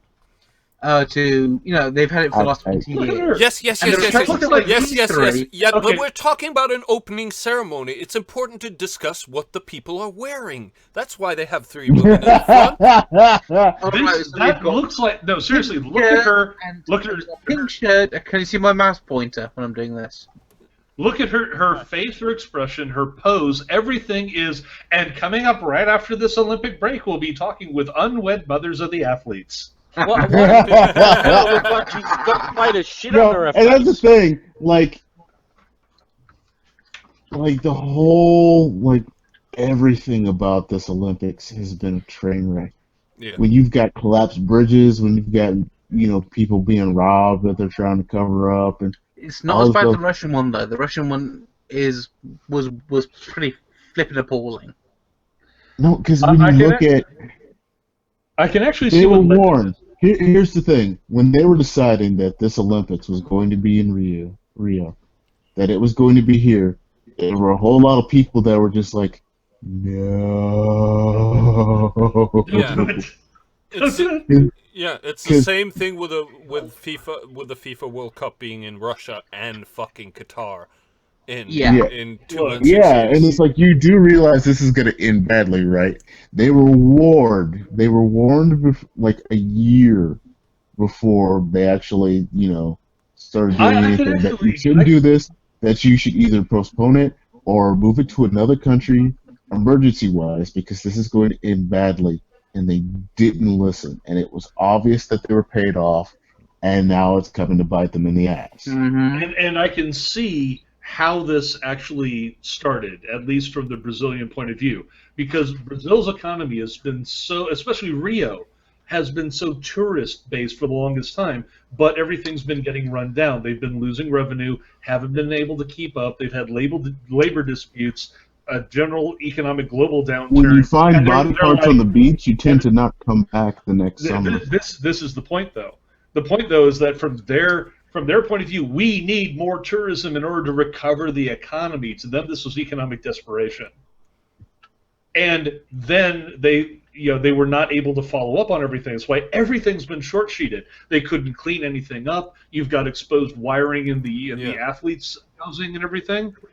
Everything has been done with the barest minimum necessary to even erect it. It's a giant Potemkin village. Yeah, but the thing is that this was true of the Winter Olympics in Russia, like 2 years ago as well. They had toilets. Did you just say the Olympic Village is they needed Viagra to get it erected? Yeah, kind of. But the thing is that in the Russian Olympics in Sochi, they had toilets that were built in a way where the stalls kind of split the toilet in half because they didn't have enough room to put enough stalls in there, so they just put half a toilet in one of the stalls. It was a shit show. And I think, Literally.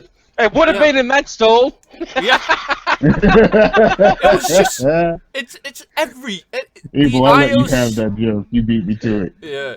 The IOC doesn't have any fucking control over what they're doing anymore whatsoever. They don't give a shit about their brand. They don't care. They just you guys want to pay us X amount of dollars for the you know Olympics? what they care about?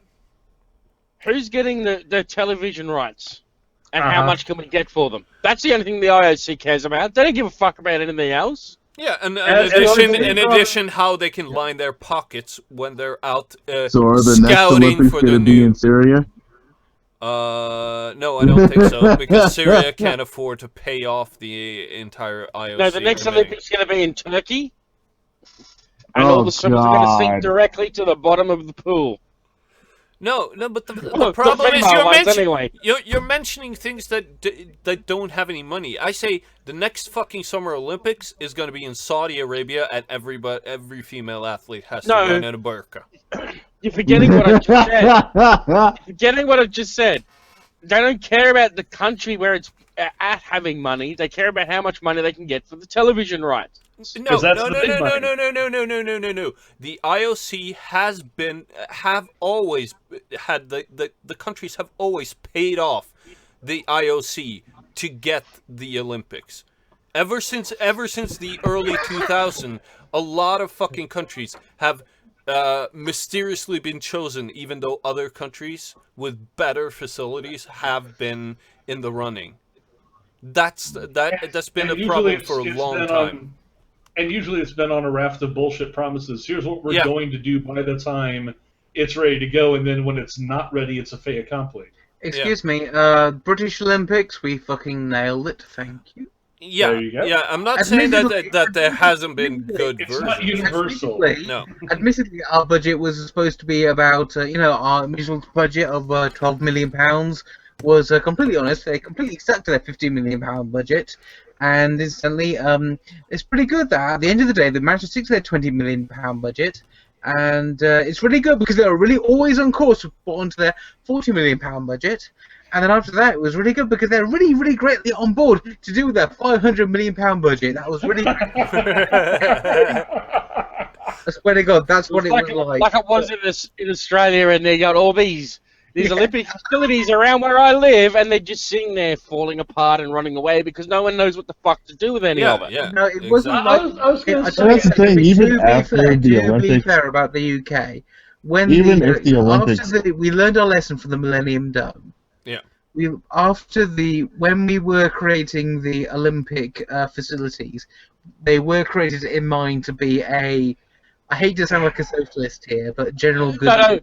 No, that was the same line they spun in Australia, and the thing that pissed me off about it was, oh, come and be a volunteer and work at the Olympics. And people were running to do it. I'm like, fuck you, pay people. You got all this money, you couldn't pay anyone to do the work? Fuck you. The actual Olympic facilities that were used in the London Olympics are now being used to good reasons now. Yeah.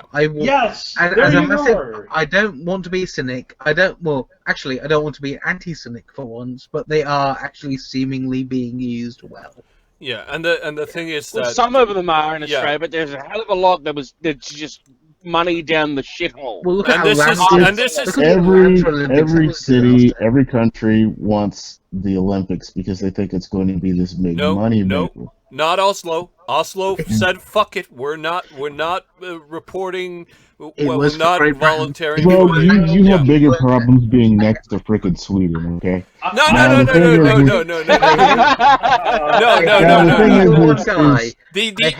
The only countries that are left on the Winter Olympics for that year is Russia and some other fucktard country that doesn't have proper winter in the area that they want to. Yeah, I hate to point it out, but when it comes to the Olympics, Britain was like a country that, and I don't mean this as an overly patriotic dick, but it went massively over budget, but it did pay off, and all the facilities are being used now. So yeah.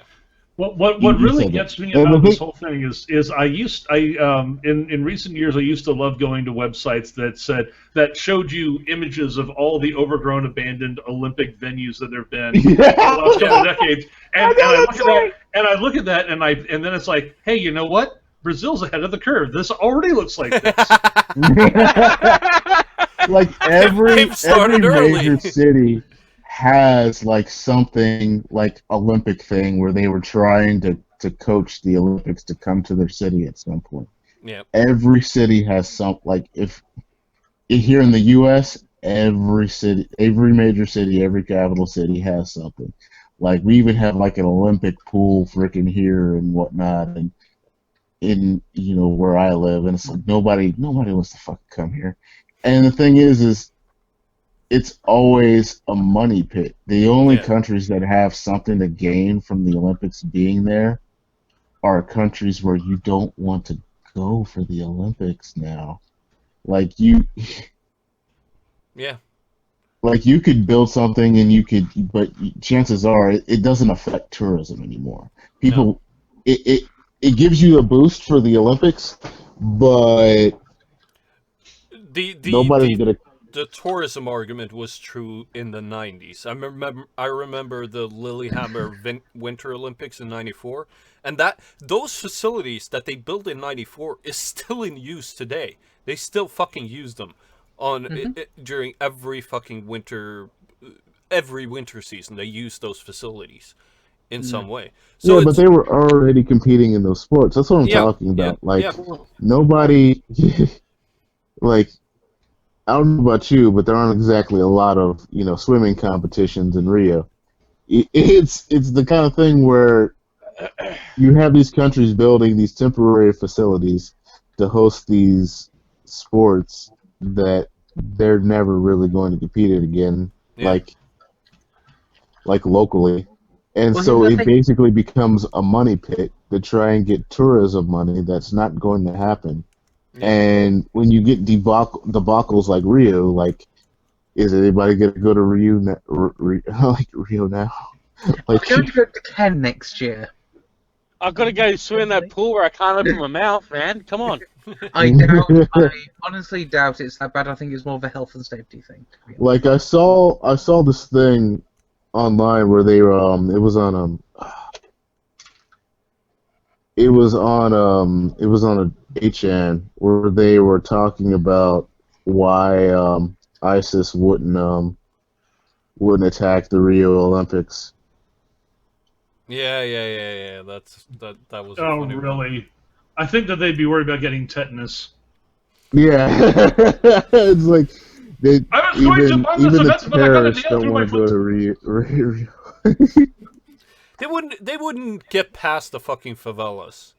They used to threaten to attack WrestleMania this year, and they couldn't even do that. Yeah, exactly. So massive pro wrestling fan here. Woo. Yeah. Oh, by the way, we didn't get to cover a lot of the topics I had here, but it doesn't matter. Most of them were just regressives Being acting out dicks. at anyway, so it doesn't really matter. But I think that's gonna end it for us today because we're approaching the 2 hour mark, and I'm feeling a little bit tired. And did anybody have a last word? I did, I but vaguely did. once it, I could do it if you want me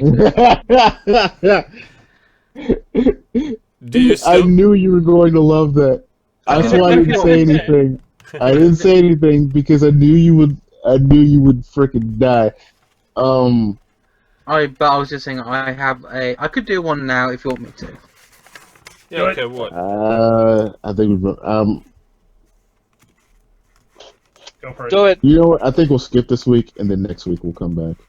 Yeah. Okay. Do it. Okay. Who Right. wants to do it? I went to a party a couple of weeks ago, and it was a party because, as everyone knows, I was a pro-Brexit leaver, and I thought to myself, well, I'm going to a party with a bunch of my friends who are all Remain people. So I actually thought to myself, I'm going to bake a cake of unity and oneness within the UK. So I thought to myself, within the spirit of oneness, within wholeness, within a single view, I would bake this cake with one ingredient. So I turned up to this party, and everyone said to me, "Hey, Plippy, you just turned up, and you appear to be just feeding me a bunch of baked flour. What's this about?" And I said, "Okay, here's what you have to think about. The whole thing is like we have to think about this on the whole the one way." And everyone said to me, "Well, if you're going to bake it with all one ingredient, why don't you do it with eggs? Why don't you do it with one thing? Why don't you do it with the water? Why don't you do it with the milk? Why don't you just have nothing but icing?" And then I realised it's not so much about having too many cooks in the kitchen. It's more about being able to have an idea and a cake that fulfills everything that everyone wants for the perfect world forward. Thank you. Yay! That was There you go. basically what I came up with on this point. Nice one. This is why we check scripts before we. Scripts are for losers. A plan is something you only follow until everything goes wrong and you have